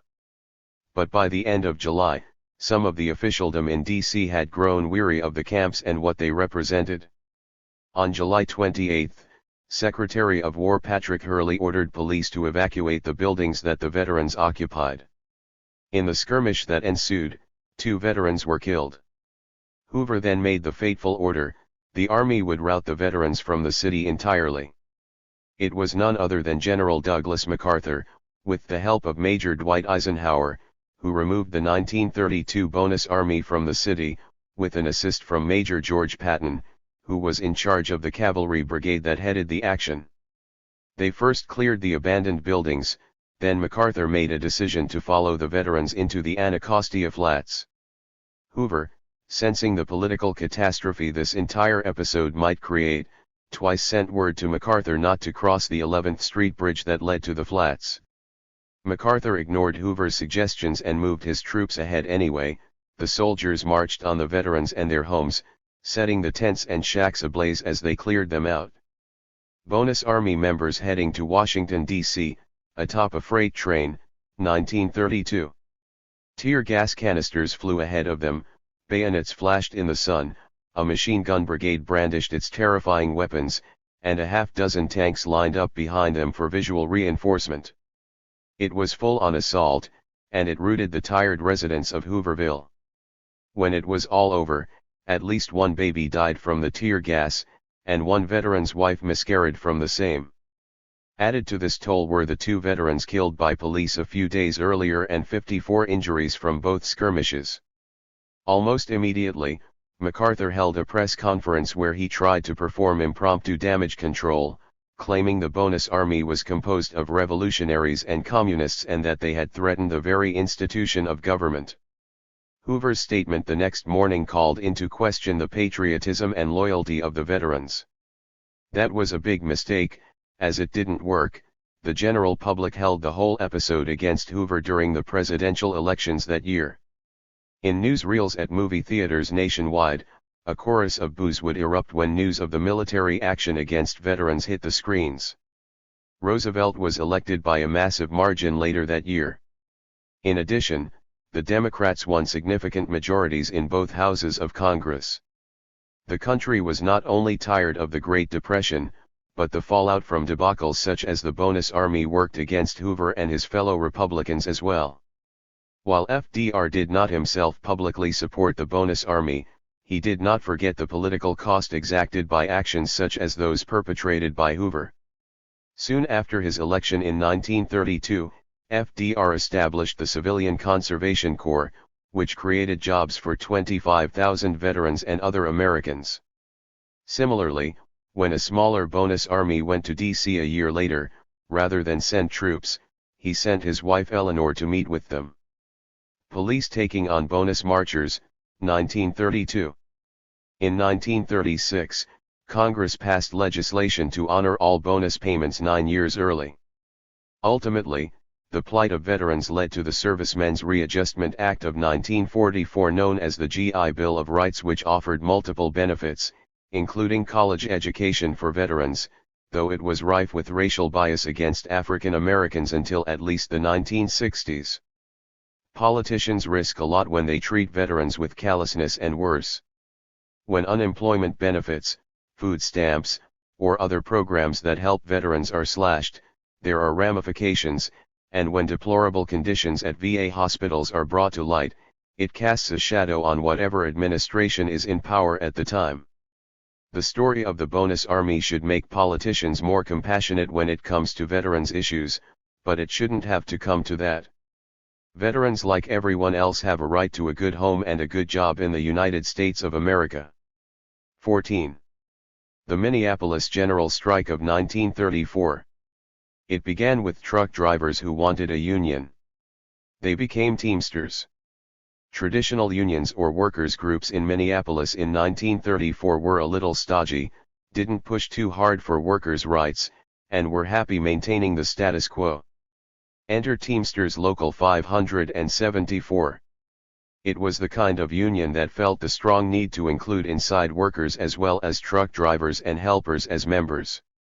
A union organizing drive was conducted by people who worked in the trade, some of whom subscribed to a leftist political philosophy that put them in hyper-organizing mode in early 1934. Their approach worked for coal drivers, whose strike was settled quickly in February, and the ranks of Local 574 swelled immediately after. The workers who spearheaded the strike organizing were Carl Skoglund and the three Dunn brothers, Grant, Miles, and Vince. They were joined by Farrell Dobbs, a key strike leader among the rank and file. As a result, the self-confidence of the rank and file also grew. As they prepared for the expected general strike after pushback from trucking companies, they created a commissary, garage, and an infirmary, and they mobilized a ladies' auxiliary that included members' wives. Some wives even played a part in the street fighting with cops that was to come. Ladies' Auxiliary Unit. Image courtesy of International Brotherhood of Teamsters Archives. Used with permission. They were ready. In late April, the union demanded recognition, closed shops, where only Teamster members could work, shorter hours, and a pay scale that was citywide, rather than different wages set by each employer. The trucking companies had been organized for 35 years via the Citizens Alliance, an employer-funded and supported group that included well-heeled local property owners as well as politically right-wing individuals. It was staunchly anti-union and often resorted to violence to achieve its ends. The cops were also strong supporters of the Citizens Alliance. You can see where this is going. By May, with Local 574 swelling to 5,000 members but still several of the trucking companies refusing to recognize the fledgling union, a general drivers' strike was called for the city of Minneapolis. Trucks that normally moved freight and goods around the city every day suddenly halted. The strikers used some innovative techniques, such as flying picket squads of members with their own trucks, emblazoned with a special union sign to prevent confusion, would patrol the city to ensure no scab trucks were moving freight. Other tactics were successful as well. A daily newspaper, called The Organizer, kept the community and the members informed. A committee of 100 members across jurisdictions and companies coordinated efforts to supply food and resources to strikers and their families. A flying picket truck carrying strikers. Image courtesy of International Brotherhood of Teamsters Archives. Used with permission. Another innovative technique was to develop ties with the unemployed people in the community. They were a potential source of scab drivers for the employers. That threat was neutralized, and the unemployed were firmly on the side of the strikers. 3 days after the strike began, the first wave of violence erupted, and it kept up for another 3 days. It was instigated by the company goons, via the Citizens Alliance and the police who favored, and basically worked for, them. One of the final battles involved 20,000 strikers versus cops and members of the Citizens Alliance, and it galvanized the workers involved, as well as 34,000 city workers who saw what was happening and walked out of their jobs in solidarity. The strikers had forced the employer's hand, and agreements were reached that basically gave them what they wanted. On paper, anyway. In reality, the companies did not live up to their part of the bargain, ignoring some of the agreements and firing some of the most active union supporters as well. The tentative truce did not hold up. Not 2 months later, on July 17, the strike resumed. The Citizens Alliance, however, had plans to disrupt it. Luring strikers into a corner by sending a scab truck through their lines, 100 cops fired directly into a large group of unarmed men, killing 2 and injuring 65, many of whom were shot in the back. That day was known from then on as Bloody Friday. Public outcry was loud and effective. Unions from all over the country sent donations and food, and all city transport workers staged a one-day strike. 100,000 people showed up at the funeral of Henry Ness, one of the strikers killed on Bloody Friday. Just one of the altercations between the strikers and members of the Citizens Alliance, who were supported by the cops. Image courtesy of International Brotherhood of Teamsters Archives. Used with permission. Funeral procession for Henry Ness.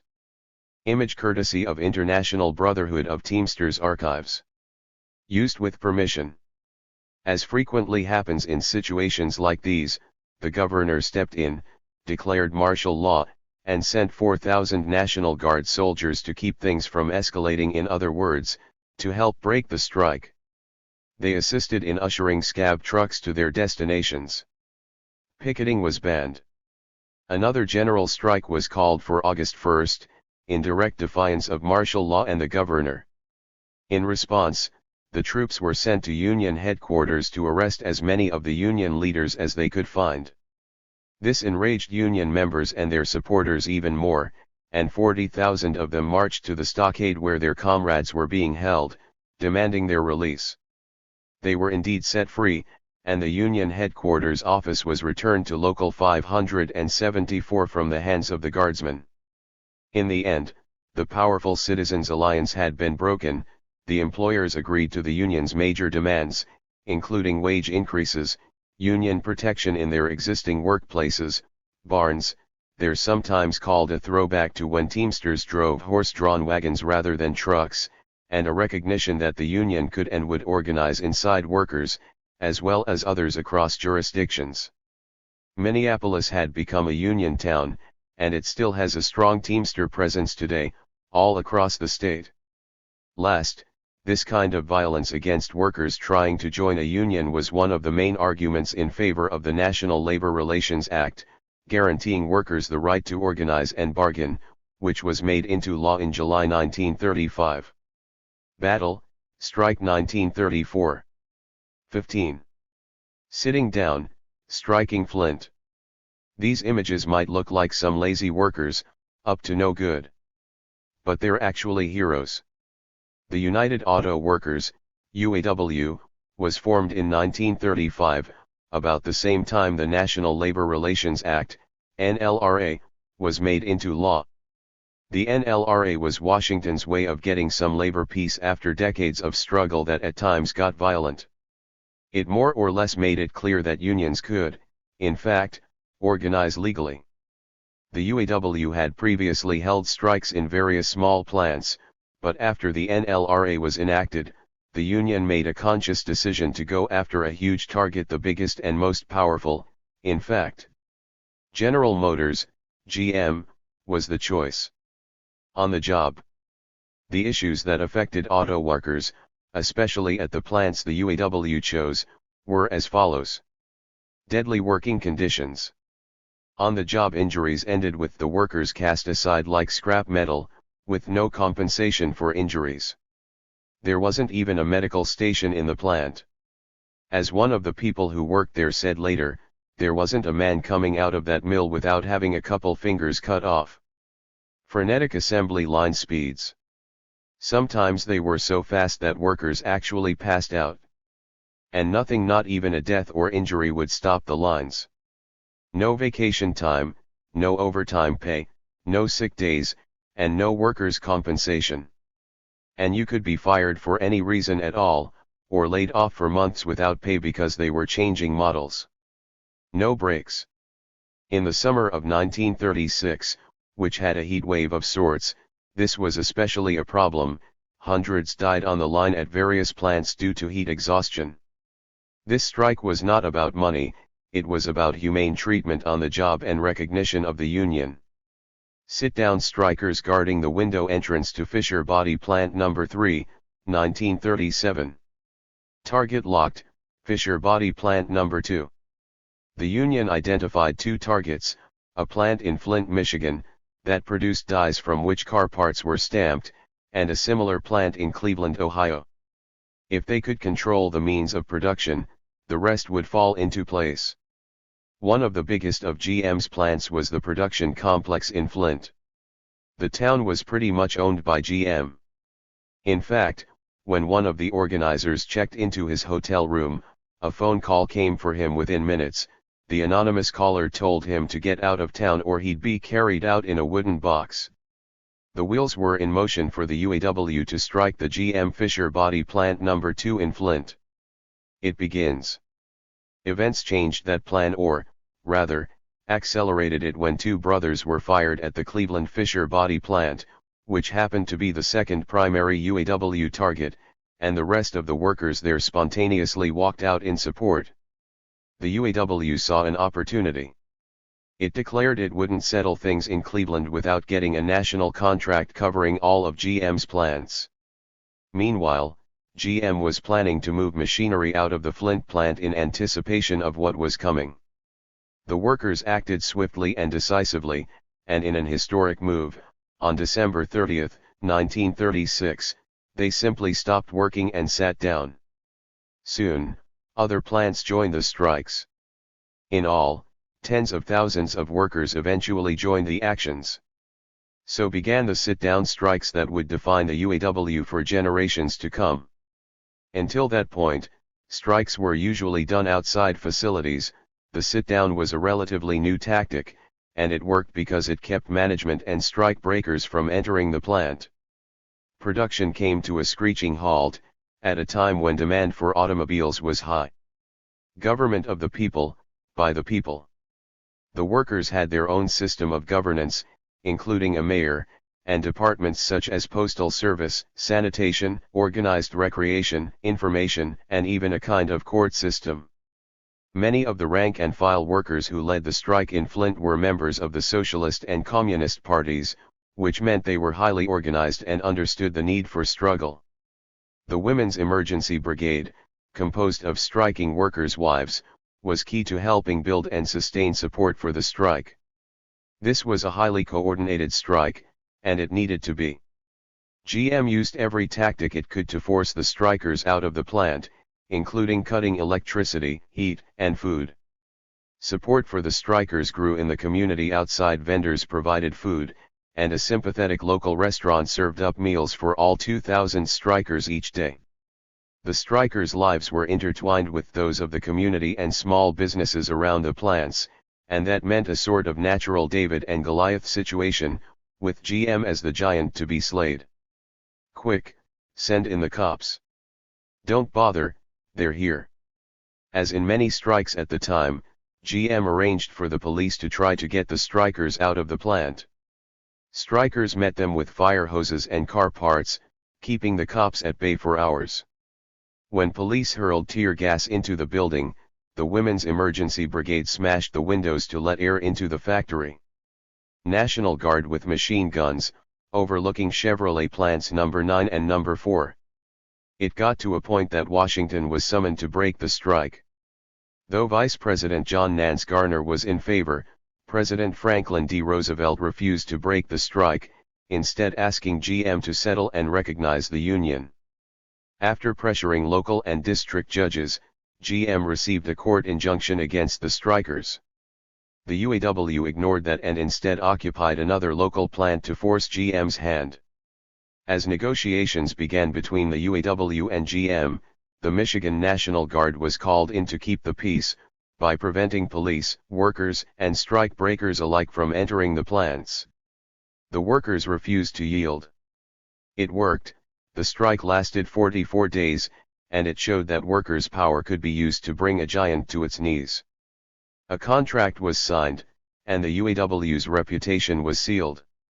In the next year, membership grew from 30,000 to 500,000. This was a victory for working people worldwide.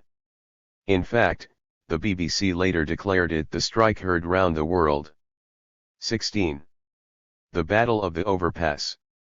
A PR disaster for Ford Motor Company that kick-started the UAW. In 1937, things were hot as molten iron in and around Detroit when it came to unionizing auto workers.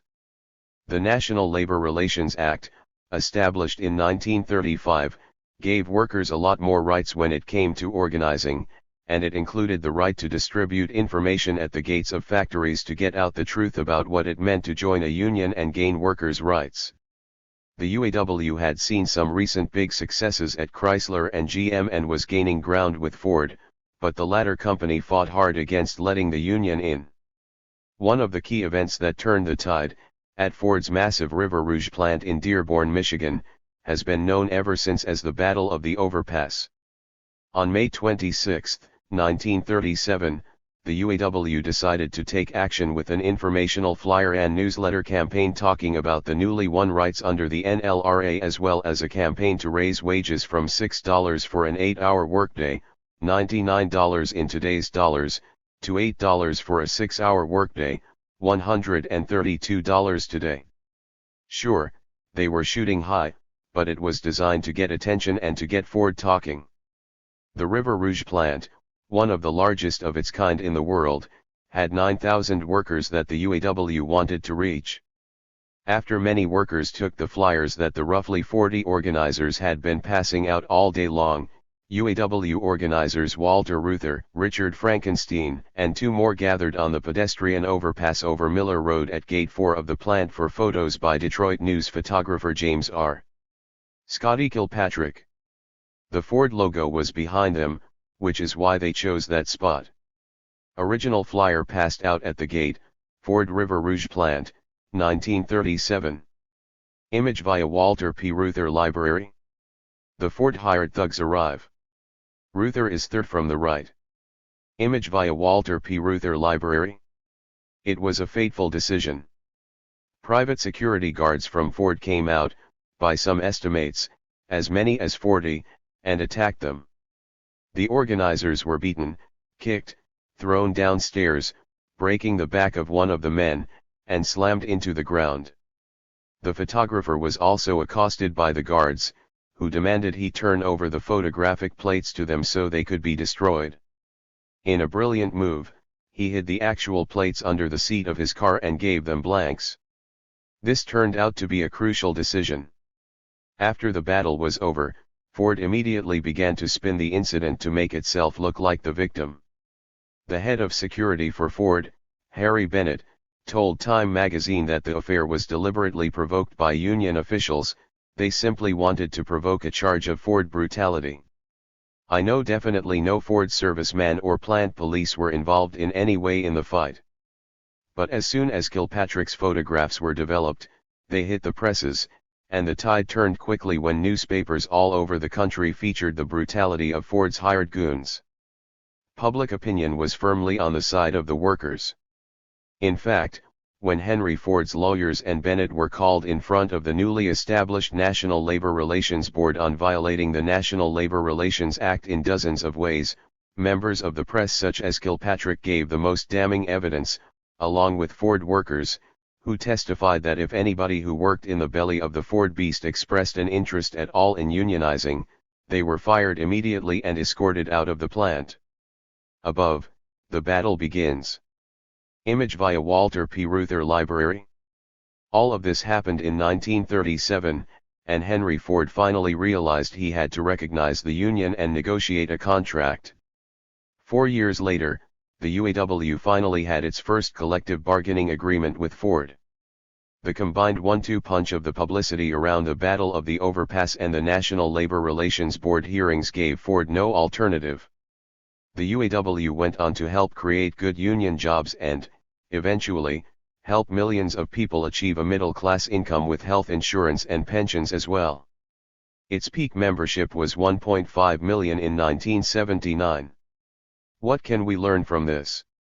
In 1937, these workers fought for an increase in wages to make better lives for their families and their communities. They gave their blood, and sometimes their very lives, in order to make sure future generations had it better than they did. We're at a turning point in this country. Unions now represent a historically low number of working people while income inequality is at one of the most extreme levels ever. These two facts are related. It's time we rebuilt the labor movement and turned it into the force for good jobs and a thriving middle class that it once was. Walter P. Reuther comforts a badly beaten Richard Frankenstein. Image via Walter P. Reuther Library. 17. Rosie the Riveter. Remember the Rosie the Riveter image pretty much everybody knows? Ahem.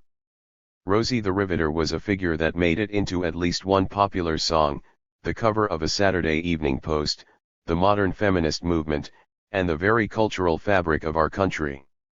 Like many things, her actual appearance was different from what the media portrayed. Because so many have attempted to claim that they were the model for the real Rosie, the truth is still elusive, but we can distill what it was that made Rosie somehow real for Americans and the world. The truth is, Rosie the Riveter was not really just one person. She was a composite of the women who went to work, many for the first time, during World War II. These were jobs that had previously been reserved for men in factories, on assembly lines, welding, driving taxicabs, managing small businesses, and much more. 6 million women became Rosies all over the country. From 1940 to 1945, the female workforce grew by 50%. The phenomenon even created a secondary demand for childcare workers, as before this childcare had been reserved almost solely for the wealthy. By 1944, the number of working American women had increased to more than 20 million. Some were of African American descent, some Latina and other ethnicities that were previously underrepresented in the workforce. Women operating industrial equipment during World War II. Rosie the Riveter first came into our nation's consciousness by means of a popular song.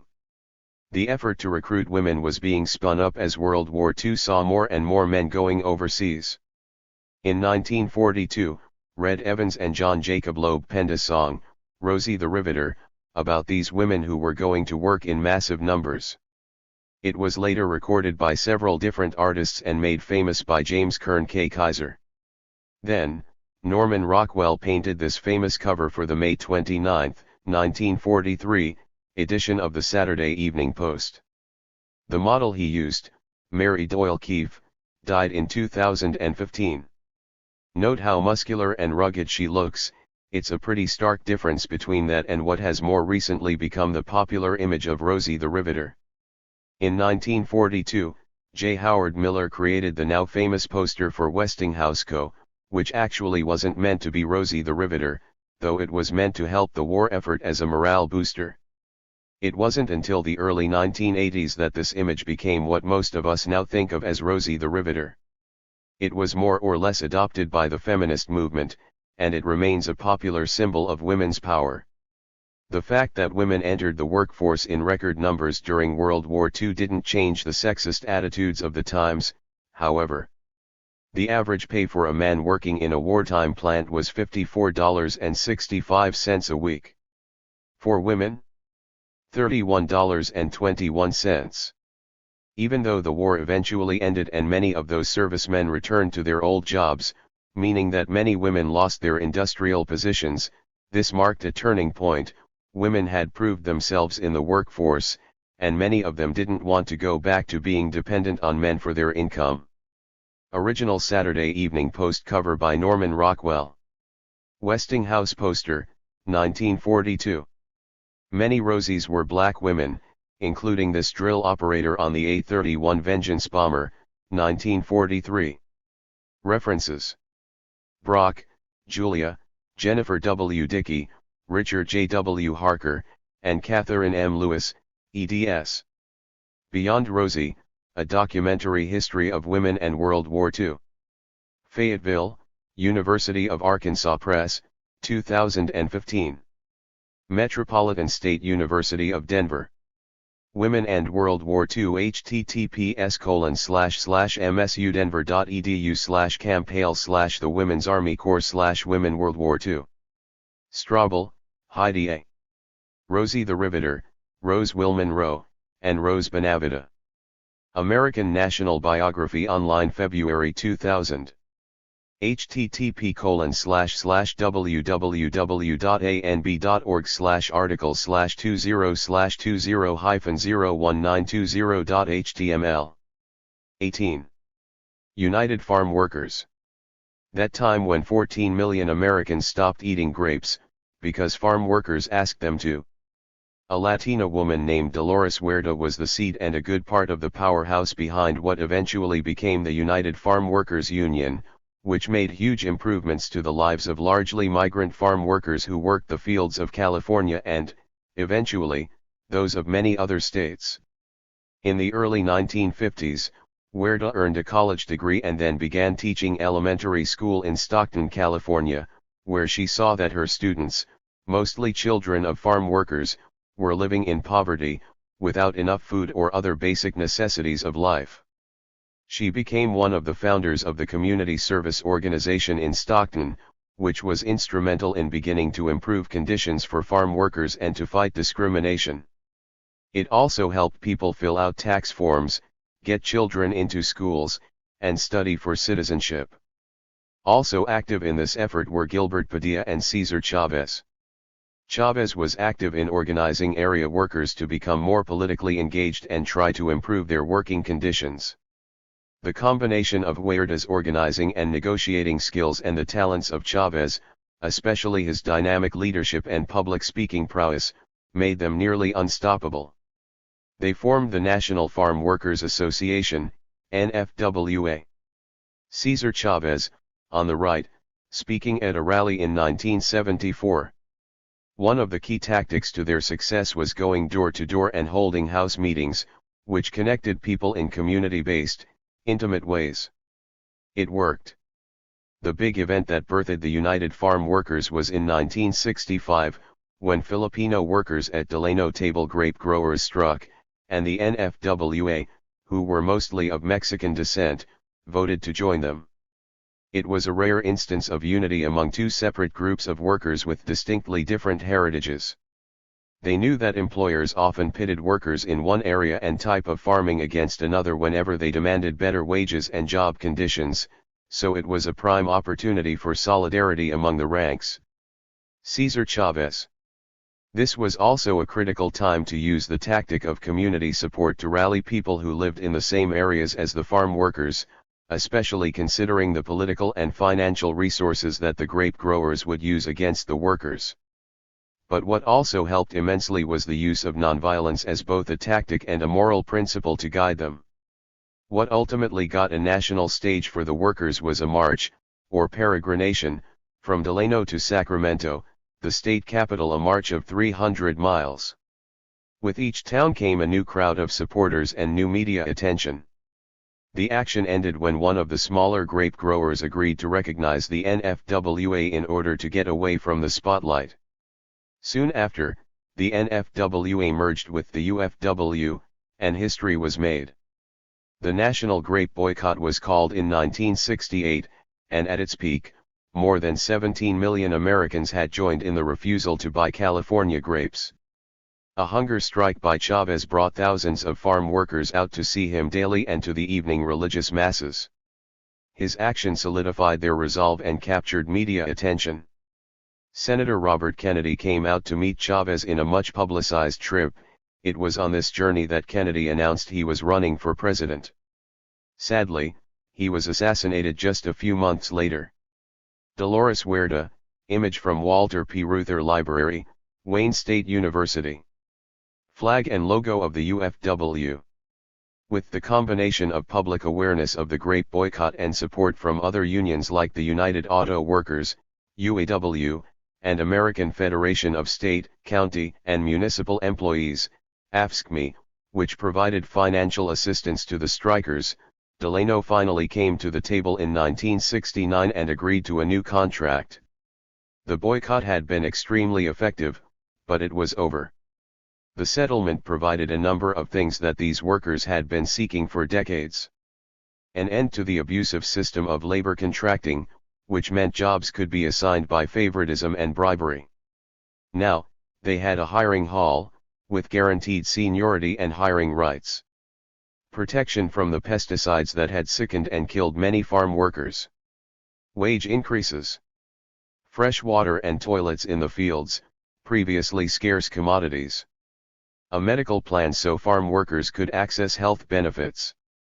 In 1972, the United Farm Workers Union was officially accepted into the AFL-CIO, an umbrella organization designed to unite many different unions into a federation.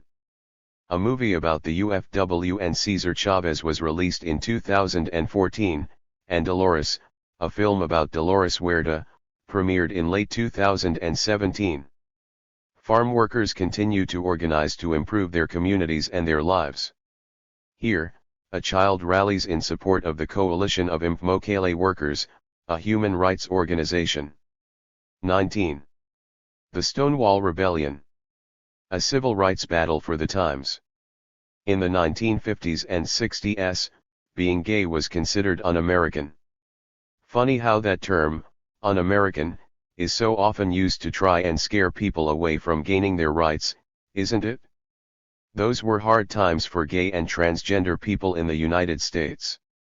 Their activities were being monitored by government organizations such as the State Department, with the U.S. Post Office, the FBI, and local police departments also involved. Police would raid gay bars or places suspected of having a large number of gay customers. They would show up without warning and then shut them down, and photos of the people they rounded up would be plastered all over the newspapers. Some gay and trans folks were even taken to and lodged in mental hospitals, perhaps never being heard from again. When the state or feds committed someone to a facility, there was no escape without extreme efforts on their behalf. As recently as the 1940s, some gay people were subjected against their will to electroshock treatments, castration, and even lobotomies. But as of the 1960s, the civil rights movement, along with the anti-war movement, had begun to inspire people to fight the power, and this gained momentum across several layers of our society. Folks were rebelling against arbitrary police actions that kept citizens intimidated and in the shadows when they tried to rise up. There was a full-blown cultural shift happening. People were simply not going to live with the rigid social constructs of the 1950s anymore. Stonewall Inn, 1969. Gay Liberation Front demonstration, 1972. This was the setting, then, for the rebellion that launched the modern gay rights movement, beginning on June 28, 1969, in a Greenwich Village, New York City, bar called Stonewall Inn. It was a popular hangout for gay and trans people in the area, an oasis, as many gay bars in the area had been shut down by the local police.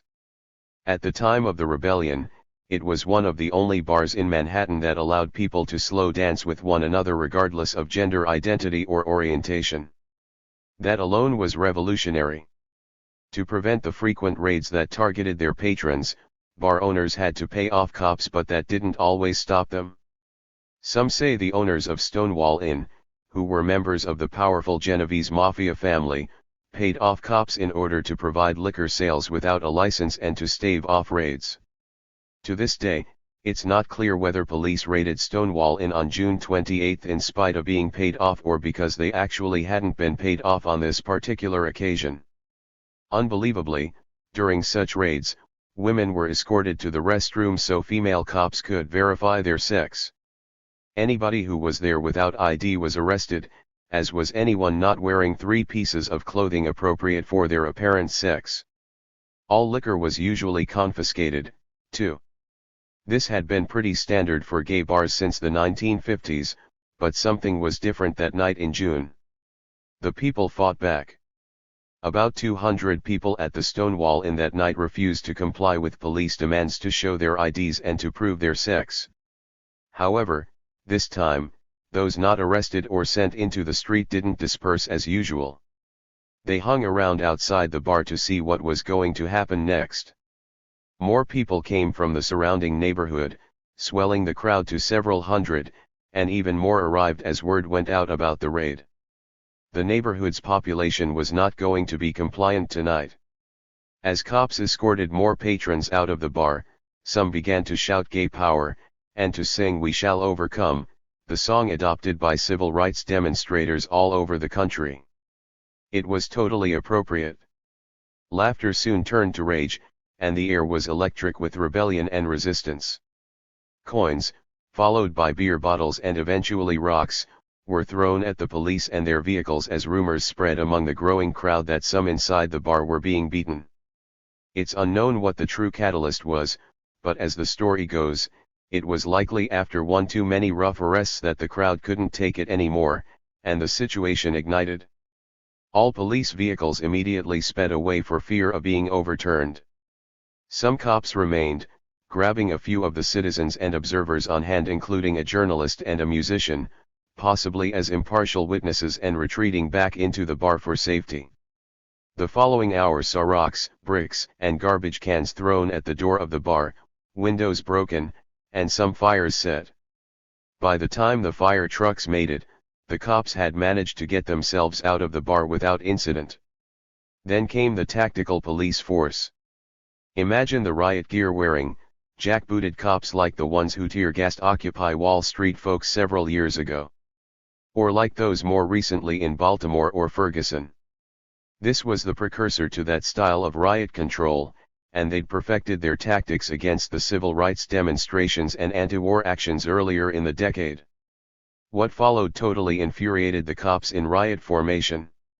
The crowd formed rocket-style chorus kick lines, dancing and making fun of the cops, singing these words to the tune of "Now, times were a-changin'. Tuesday night was the last night for bullshit." Predominantly, the theme was, "This shit has got to stop." Anonymous Stonewall Riots participant. The Howdy Doody Show theme song. We are the Stonewall Girls. We wear our hair in curls. We don't wear underwear. We show our pubic hair.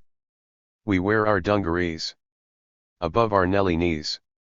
As Martin Duberman wrote in his 1993 book, Stonewall, it was a deliciously witty, contemptuous counterpoint to the police's brute force. This humiliation only increased the savagery of the cops, who charged again and again, batons swinging. The crowd and kick lines would disperse as the riot formation advanced and reform after it had passed, resuming their impromptu performances and taunting the cops further from behind, forcing the cops themselves to turn around and reform before they began another attack. Even when police managed to capture some of the demonstrators, people in the crowd would give chase and pull their comrades from their grasp rather than let them be beaten and thrown into police trucks. Poet Allen Ginsberg, who lived in Greenwich Village and visited Stonewall during one of the nights of the rebellion, stated admiringly, "You know, the guys there were so beautiful they've lost that wounded look that fags all had 10 years ago." Note that the term fags as used here was not derogatory when used by somebody within the community at the time. The Stonewall Rebellion lasted for 5 days before subsiding. Its effect, however, was permanent. A year later, a march was held in Greenwich Village to remember Stonewall. Los Angeles and Chicago held simultaneous marches. These were the first gay pride marches in the history of the United States, and from those grew thousands more in cities and towns all across the country. Part of history forgets that as the cops are inside the bar, the confrontation started outside by throwing change at the police. We started with the pennies, the nickels, the quarters, and the dimes. Here's your payoff, you pigs. You fucking pigs. Get out of our faces. This was started by the street queens of that era. Sylvia Rivera, transgender activist and co-founder, Gay Liberation Front and the Gay Activists Alliance. Images from PBS American Experience, the Stonewall Riots explained. It also sparked the formation of many gay and trans rights groups, and is regarded as a turning point in the U.S. gay liberation movement itself. We all had a collective feeling like we'd had enough of this kind of shit. It wasn't anything tangible anybody said to anyone else, it was just kind of like everything over the years had come to a head on that one particular night in the one particular place, and it was not an organized demonstration. Everyone in the crowd felt that we were never going to go back. It was like the last straw. It was time to reclaim something that had always been taken from us. Michael Fader. 20. Wildcat. In 1970, postal workers suddenly walked off the job. The nation, the union, and even President Nixon were caught by surprise. Wildcat strikes happen when union members walk off the job despite what their leadership supports. They are usually, by definition, something uncontrollable and rather spontaneous. Wildcat strikes have been illegal in the United States since 1935, but that doesn't mean they don't still occur now and then. The late 1960s and early 1970s saw a few of these on-the-job actions, notably the Memphis sanitation strike in 1968, the folks Martin Luther King Jr. was speaking to when he was murdered, and one at Chrysler, begun by the African-American-led Dodge Revolutionary Union movement, also in 1968. One that surprised many in the federal government was the U.S. Postal Service's Wildcat Strike of 1970. On March 17 of that year, workers at National Association of Letter Carriers, NALC, Branch 36 in Manhattan, New York City, voted to strike, against the recommendations of their union leadership. Over 210,000 workers eventually walked off the job in several departments of the post office around the country. It's a fascinating example of union leadership not listening to the rank and file. Even more important, it demonstrated how the frustrations of regular work life for low wages could result in the kind of solidarity that is rare but encouraging. President Nixon delivers Proclamation 3972, declaring the postal strike a national emergency. The stated reason for the strike? Congress voted to give postal workers a 4% wage increase and its own members a 41% wage increase. It wasn't just wages, though. Working conditions at the postal centers were abysmal, and these folks weren't going to take it anymore. As the mail system ground to a halt at a time, before the internet, when everything from corporate checks to draft notices to census questionnaires to pretty much everything that kept the country going depended on the mail, President Nixon immediately went on national television to try to get them back to work. His words only enraged more postal workers, and 671 more locations walked out across the country. Mail was going nowhere. Workers in other government agencies also threatened to walk out in solidarity. The strike not only completely paralyzed the U.S. mail system, but it also affected the stock market, which suffered losses as the strike wore on. Some even predicted the closure of the stock market entirely if it lasted very long. On March 23, as post offices around the country went idle, for example, 31,000 workers walked off the job in Chicago, Nixon spoke on television once again, threatening that the National Guard would fill in for postal workers if it came to that. This was accompanied by a proclamation from Nixon known as Proclamation 3972. It declared, or, rather, proclaimed, a national emergency. Nixon did, indeed, send in National Guard service members to perform some of the basic mail services in 17 New York post offices, while at the same time negotiating with the Wildcat strikers. After 8 days, the strike was over. Not one postal worker lost a job. And very soon, the National Postal Reorganization Act became law, which renamed the entity the U.S. Postal Service and provided collective bargaining rights to the four major postal unions: National Association of Letter Carriers, American Postal Workers Union, National Postal Mail Handlers Union, and the National Rural Letter Carriers Union, including the right to negotiate on wages, benefits, and working conditions. For the first time, these men are standing 10 feet tall instead of groveling in the dust. By this action, we have graduated from an organization to a union. Gustav Johnson, President, NALC Branch 36. 21. Attica. What actually happened at Attica in 1971 is still largely kept hidden, but clues and facts are coming out even now. The town of Attica is located on the far western side of New York. With a population of only 7,702, according to the 2010 census, there is not much around the town except for tiny rivers, hills, and woods. In March of 1929, roughly 700 acres of the town were acquired for what would become Attica Correctional Facility, a prison that held roughly 2,200 inmates in 1971, mostly African American and Hispanic. The guards were all white. The Attica Rebellion brought the plight of incarcerated individuals to the forefront of the nation's consciousness. No longer would these invisible people experience invisible injustice behind brick walls and barbed wire fences. 1,000 of those inmates rioted and seized the prison on September 9, 1971, taking 42 staff hostage for 4 days, until the state governor, Nelson Rockefeller, had the uprising quashed with 600 state troopers and members of the National Guard, guns blazing. As the New York Times reported, the state commission that investigated the September 1971 uprising memorably described it as the bloodiest single encounter, Indian massacres aside, between Americans since the Civil War. Before it was all over. Entrance of the Attica Correctional Facility. 43 men died there, 89 more were wounded.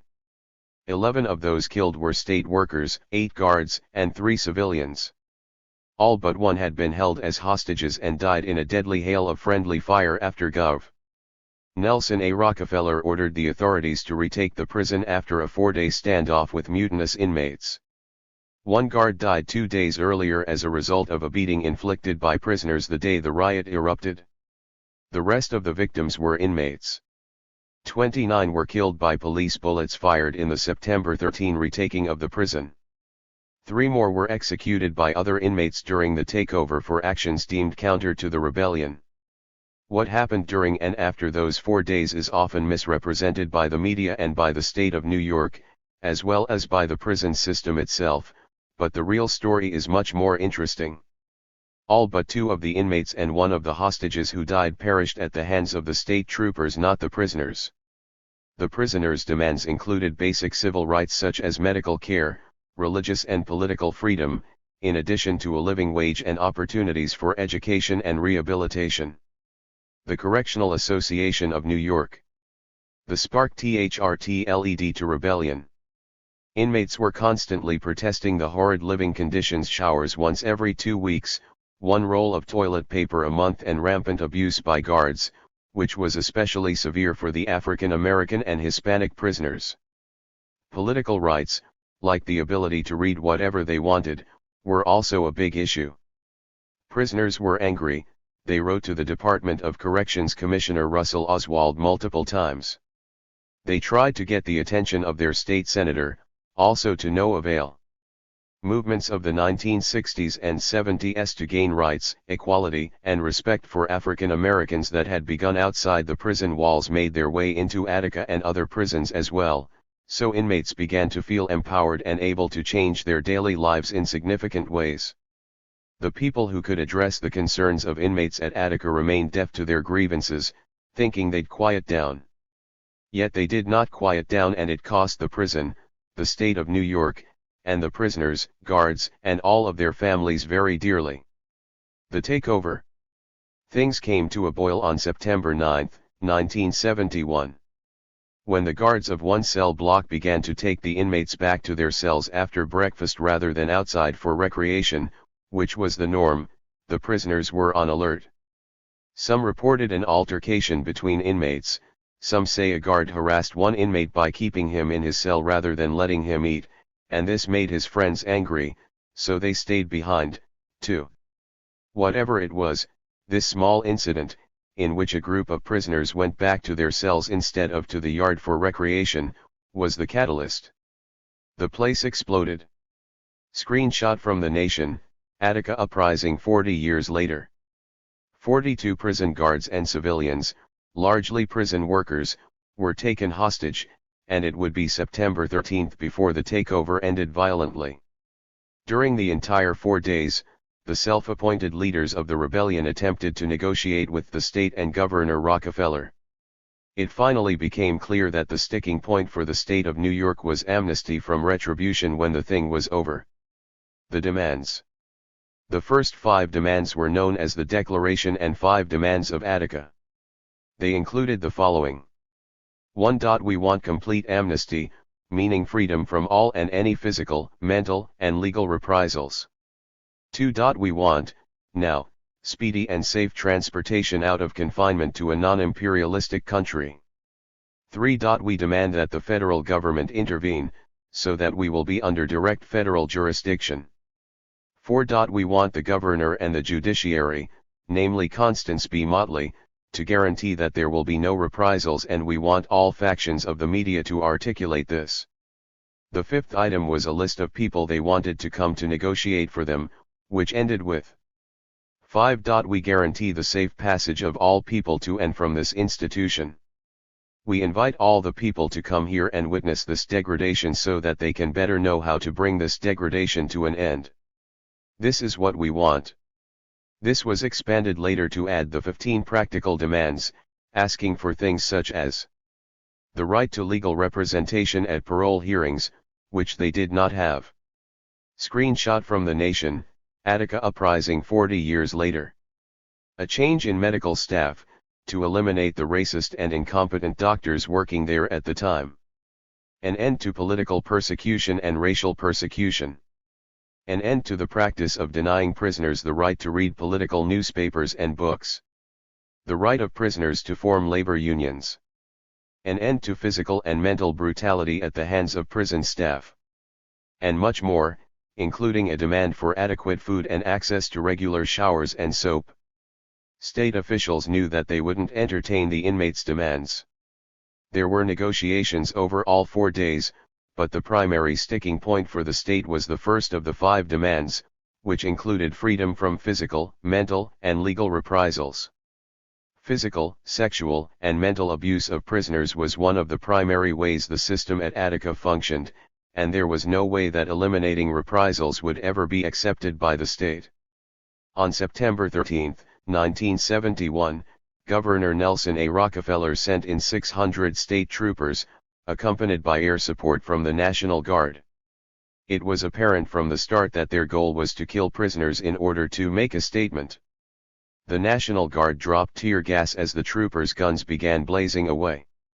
In total, 4,500 rounds of ammunition were used by the state and federal militia. The gunfire ripped apart hostages and prisoners alike. Just a few minutes later, 10 hostages, mostly prison guards, and 29 inmates were dead. 89 others were wounded. Before he knew about the hostages who were also shot by the militia, Governor Rockefeller called President Nixon to report that the troopers did a fabulous job. It really was a beautiful operation. He was considerably more subdued when he found out about the other casualties. Especially because he knew then that his shot at the nomination for presidential candidate for the Republican Party was now scuttled. Aftermath. Many stories from the prisoners were hidden or their accounts were destroyed quickly, but some are coming out now. When portions of a sealed document, the Meyer Report, were released in 2016, they contained several accounts of the abuse and denial of medical treatment that occurred before and after the uprising, though a lot of key items were redacted. The Meyer Report has been sealed since the early 1970s, and a good deal of that information remains unavailable for now. Much of it was documented by Professor Heather N. Thompson in the Pulitzer Prize-winning book Blood in the Water, Pantheon Press, 2017. Screenshot from The Nation, Attica Uprising 40 years later. The lessons and the effects of Attica are still with us today.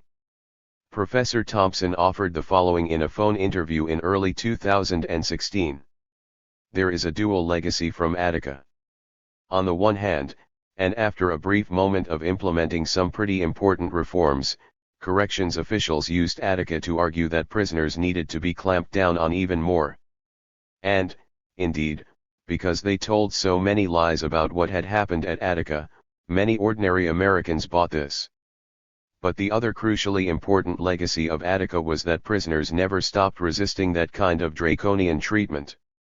Frankly, what Attica shows is that there's a very long history of covering up for police misconduct. And that misconduct includes the abuse and killing of our nation's most disenfranchised and marginalized citizens. It also speaks to the lengths that officials will go to not take responsibility for their actions.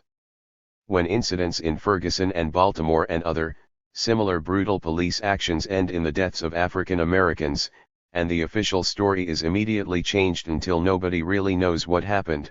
That's one method of obfuscation that officials learned in Attica. Cover UPS make it easier to obscure the truth. We can only hope that other, forward-looking lessons will emerge in the area of prison reform, as we confront the fact that the United States incarcerates more people than the entire rest of the world combined.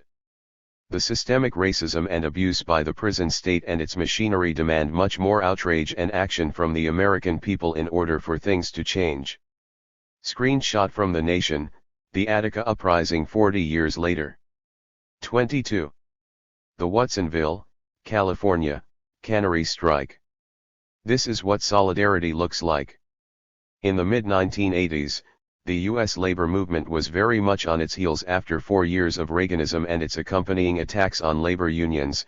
Beginning with the air traffic controllers' strike of 1981, Reagan ordered that all the striking controllers be fired and destroyed their union. In this atmosphere, more than 1,000 largely Latina workers showed a bright spark of fight back with the 1985 to 1987 Watsonville cannery strike, which saw absolutely none of the workers crossing the picket line until the strike was settled. It taxed the local community in unexpected ways, as food and other resources were used up, strike pay ended, and unemployment benefits ceased, but the resolve of the cannery workers remained unbroken until a favorable contract was reached. The 2,000 Latina workers at the two companies involved, Watsonville Canning and Richard A. Shaw Frozen Foods, struck on September 7, 1985.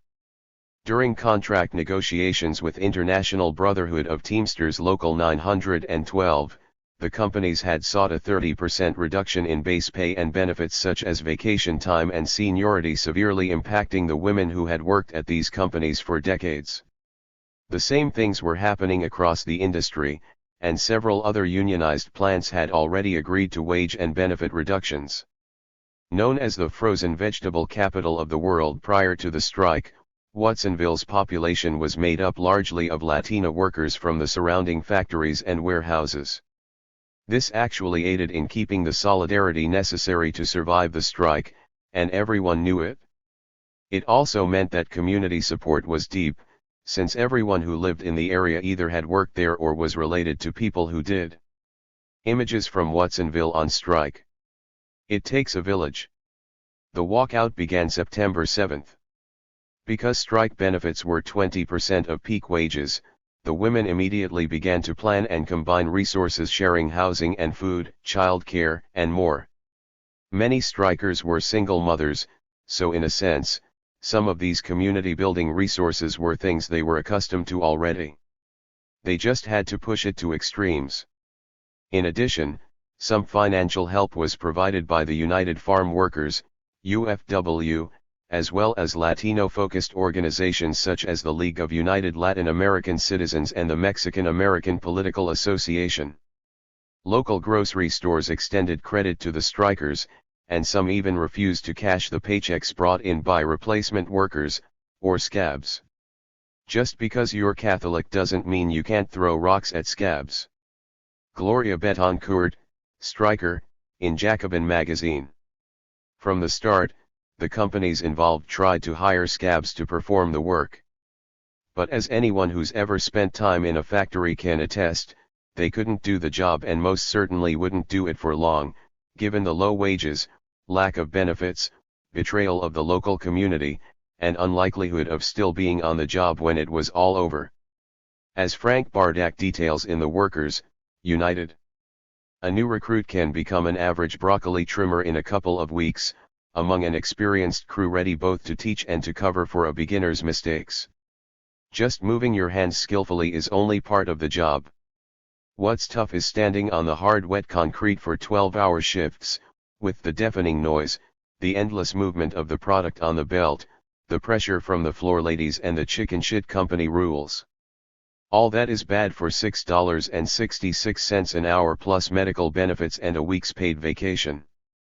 But when you have to be bussed in with police escorts, or return to the parking lot and find your car with 4 punctured tires, and when you make only $5.05 an hour with no benefits and no job security, the job becomes a poor deal indeed.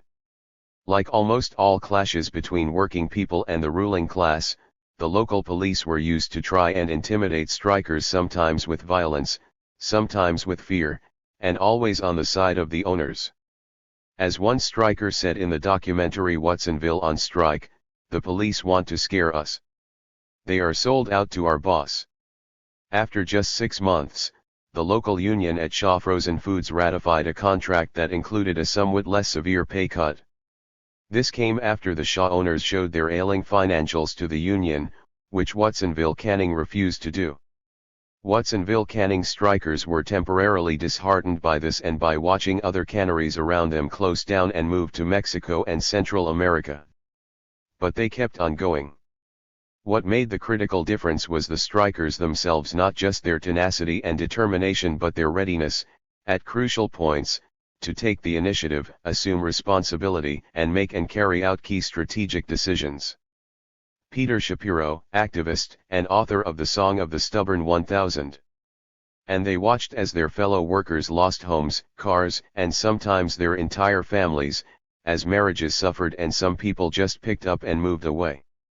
Yet, the strikers stood even more unified and helped their sisters and brothers make it through another day. Another full year later, Watsonville Canning's main bank, Wells Fargo, withdrew its line of credit not just because it feared the cannery would not survive but also because the Teamsters International Union was preparing to withdraw $800 million in investments from the rapidly growing bank. Now bankrupt, Watsonville Canning was taken over by new owners, and what initially looked like a break in the strike, a contract negotiated with the new owners by Teamsters Local 912, felt like another slap in the face. No improvement in the wage cuts and a removal of health benefits.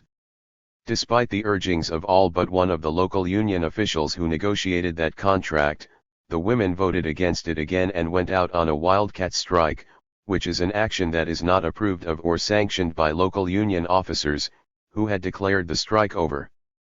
But these workers had not endured almost 2 years of struggle just to accept another shoddy deal that left them in poverty. The peregrination. Anger at being sold out again turned into action. The strikers envisioned and then organized and put into action a peregrination, or pilgrimage, wherein they crawled on their knees from the cannery to the nearest Catholic church, a distance of over a mile. Their union sisters placed blankets under their knees as they crawled on the cement, and then picked up those blankets and moved them to the front as the participants neared the edge of the next blanket. This took place with banners and images of Jesus, Mary, and the saints held high. It was a variation on the tactic successfully used by the United Farm Workers more than 15 years before. Image from Watsonville on Strike. The procession moved all who saw it to tears. As they arrived at the Catholic Church, where the new company owners and the attorneys representing them worshipped every Sunday, there was no way to deny the strikers what they deserved. The company agreed to reinstate their health benefits, and the strike was over.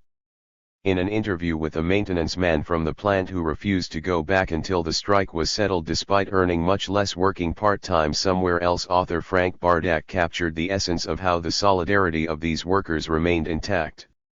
Said the worker, "There is no way for a striker to cross that picket line and live in Watsonville. I don't think anybody would hurt me. But I couldn't go anywhere in town with my head up, on the chance that I might have to look some striker in the eye. I couldn't come to this YMCA, I couldn't shop at the grocery store, I couldn't go to the bingo game. For the rest of my life I would be the mechanic who betrayed my people. No money is worth that. I will go back to work Watsonville Canning with everybody else or not all." It was this solidarity in the face of attacks from the companies, the police, and sometimes their own union representatives that got the workers through it. Images of the peregrination and the celebration of the strike settlement via Remembering the Struggle. 23. UPS. Those packages won't move themselves, Big Brown versus the IBT. It's fair to say that United Parcel Service, UPS, rolled the dice in 1997, thinking the International Brotherhood of Teamsters Union wasn't in the game enough to fight hard when the company was preparing for contract negotiations that year. The union had been divided by internal political battles for quite a while, and it had staged an unsuccessful, rather disorganized one-day strike 3 years previous, which had led to the union being sued by UPS. Its strike fund was nearly broke, too. What greeted the company in 1997, however, was militants, workers' solidarity, muscle, and intense rank-and-file action that united the UPS workforce around just a few key issues: part-time workers, wages, and the pensions that the men and women dressed in brown had worked for all their lives. Beginning in the 1970s, UPS had begun moving a lot of its full-time workforce to part-time. Also, in 1982, it had cut wages for part-timers by more than a third, down to $8 an hour. Heading into contract negotiations in 1996, these remain the key issues for members. Contract surveys that went out prior to the start of negotiations that year made clear that 2 out of 3 workers at UPS were considered part-time, with accompanying reduced pay and benefits. Further, 90% of the survey respondents who were classified as part-time stated that full-time work with full-time pay was their highest priority. Teamsters rally during the 1997 UPS strike. In addition to the pre-negotiation surveys of UPS Teamster members, pre-strike rallies were held to build momentum, and a petition signed by active employees reached 100,000 signatures out of a workforce of 185,000. The union also set up phone hotlines and even a dedicated website. If that doesn't sound like a big thing, remember this was during a time when that wasn't so common, pre-Facebook and all. Some of the preparation might have seemed excessive. For example, a rally in Chicago, held 4 days before contract negotiations began, featured 2 representatives from every one of the 206 Teamster local unions in the country that had UPS members flying in to participate. That spirit continued in the weeks to follow, as rallies held at local work sites began to fire up all over the country. For the first time ever, all shop stewards nationwide received a 7-minute video on the status of contract negotiations. Stickers began to appear on brown UPS uniforms that stated, "It's our contract. We'll fight for it." This was deep, thoughtful preparation. Negotiations weren't getting anywhere in mid-July, and the union held a strike authorization vote. 95% of the membership approved. UPS presented its final offer, which included no changes to wages or the treatment of part-time workers, and it also pushed to get the company out of the Teamster Joint Pension Plan, which would hurt future retirees. On August 4, 1997, the union members walked off the job.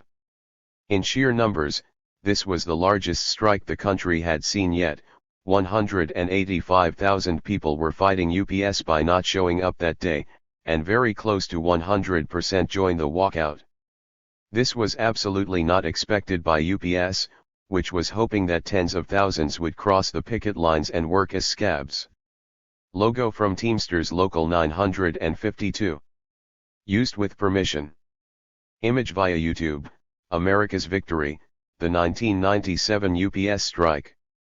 With any service-oriented company such as UPS, the customers are as key to the operation as the workers themselves. The union members who drove the routes every day and handled the packages knew this, so they arranged to meet regular customers along their routes during the strike to let them know why they walked out and what progress was being made. The Teamsters Union even passed out pro-union baseball cards at ball games to build community support. Such a large number of workers on strike requires a robust strike fund, which the Teamsters did not have on hand. Other unions and the AFL-CIO in Washington loaned them the money to keep paying those bills while the strike went on.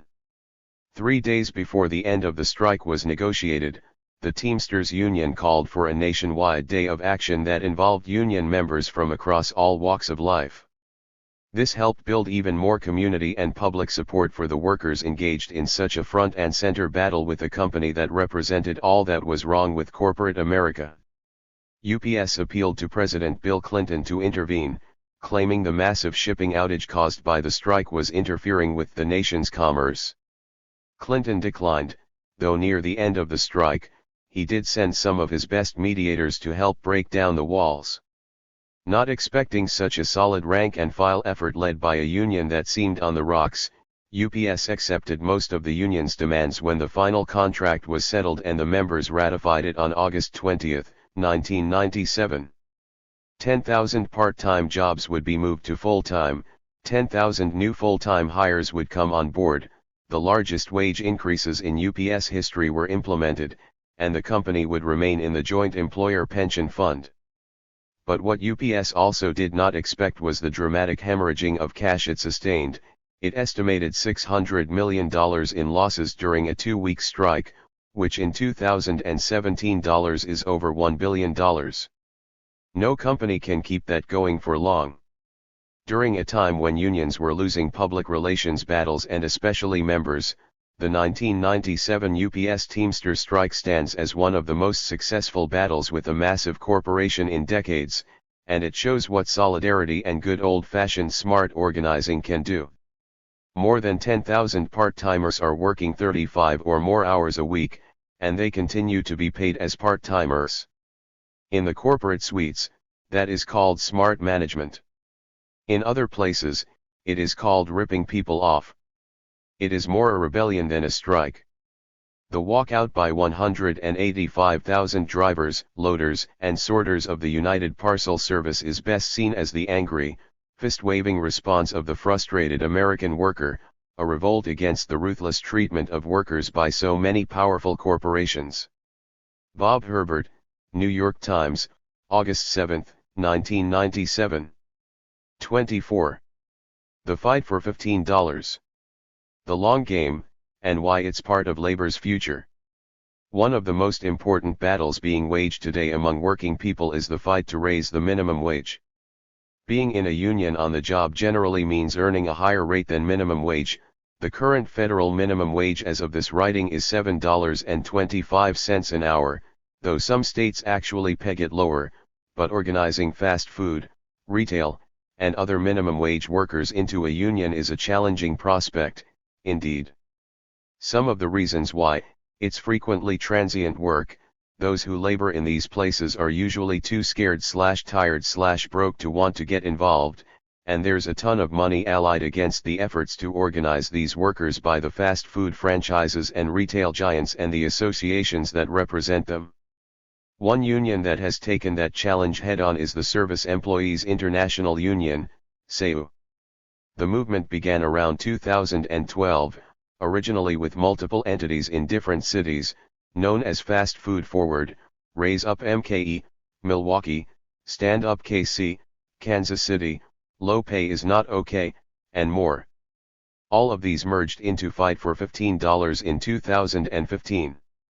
It created a groundswell that has staged one-day strikes all around the country, and the movement claims as victories cities such as Seattle, Los Angeles, and San Francisco, as well as New York State, that have passed legislation to increase the minimum wage to $15 an hour over several years. Workers rally at a Fight for $15 protest. Workers who are forced to live on the kinds of wages that pay $7.25 an hour or less, servers and some others at table service restaurants, for example, work for as little as $2.13 per hour before tips, depending on which state they work in, often depend on public assistance for survival food stamps, Medicaid, and more. As these programs are made inaccessible due to budget cuts and other attacks on the poor inevitable during Republican administrations in Washington, the desperation that follows might just spark even more rallies, organizing drives, and walkouts. The stakes are high. If the SEIU can negotiate a contract with a company as large as, say, McDonald's, then many more workforces would likely follow suit across this industry in other industries: food service, hotel workers, chain auto repair shops, and so many more. And SEIU victory could also be significant for the future of organized labor. These are some of the folks usually left behind in traditional unionizing efforts, and many of them are African American, Latino, or other people of color. The rallying cry has changed, too. From simply the fight for $15 an hour to both $15 and a union represents a key difference. The returns for the labor movement are high stakes. With unionization across the United States at historically low rates, in 2016, 6.4% of private sector and 34.4% of public sector workers were union members. This is a way for unions to show their power, expose new generations of people to what unions are about, and maybe just maybe demonstrate what solidarity means. Given the political climate since the 2016 election, the very lives and economic futures of a significant part of the working poor will depend on movements like Fight for $15 and their success. The old IWW slogan of an injury to one is an injury to all applies here. If multinational corporations making massive profits can get away with treating these workers so very poorly, then the rest of us must feel it, as well, and respond accordingly. Even if it means we can't go and get that burger for lunch because they're picketing today. If you're like me, you'll join them in walking the lines, picket sign in hand, fighting for $15. I've never in my 32 years in the labor movement seen anything like this before. Mary Kay Henry, President, SAU. SAU members rally at a Fight for $15 protest. References: Bureau of Labor Statistics. Union Members Summary. Last modified January 26, 2017. https://www.bls.gov/news.release/union2.nr0.htm. Greenhouse, Stephen. How to Get Low-Wage Workers into the Middle Class. Atlantic, August 19, 2015. https://www.theatlantic.com/business/archive/2015-minimum-wage/401540. Gupta, Arun. Fight for $15 Confidential.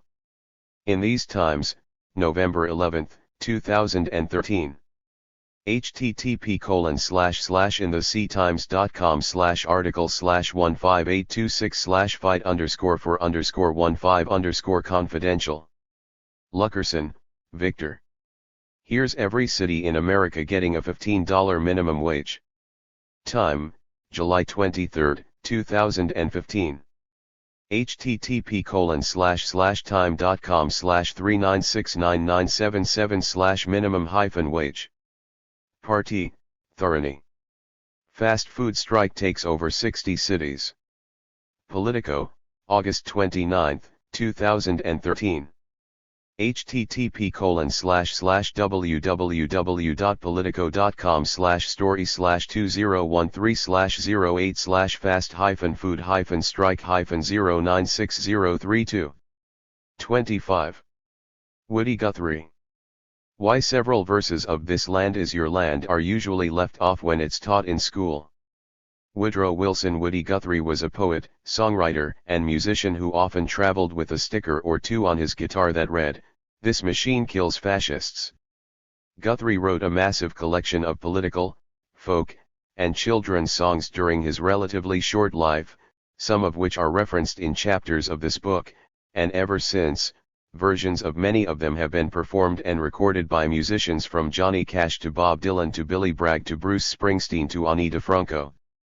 The most popular of his songs is one that almost every skookid in the United States knows at least in part. It's an easy-to-learn piece entitled, "This Land Is Your Land." This land is your land, this land is my land. From California to the New York Island. From the Redwood Forest to the Gulf Stream waters. This land was made for you and me. As I was walking that ribbon of highway, I saw above me that endless skyway. I saw below me that golden valley. This land was made for you and me.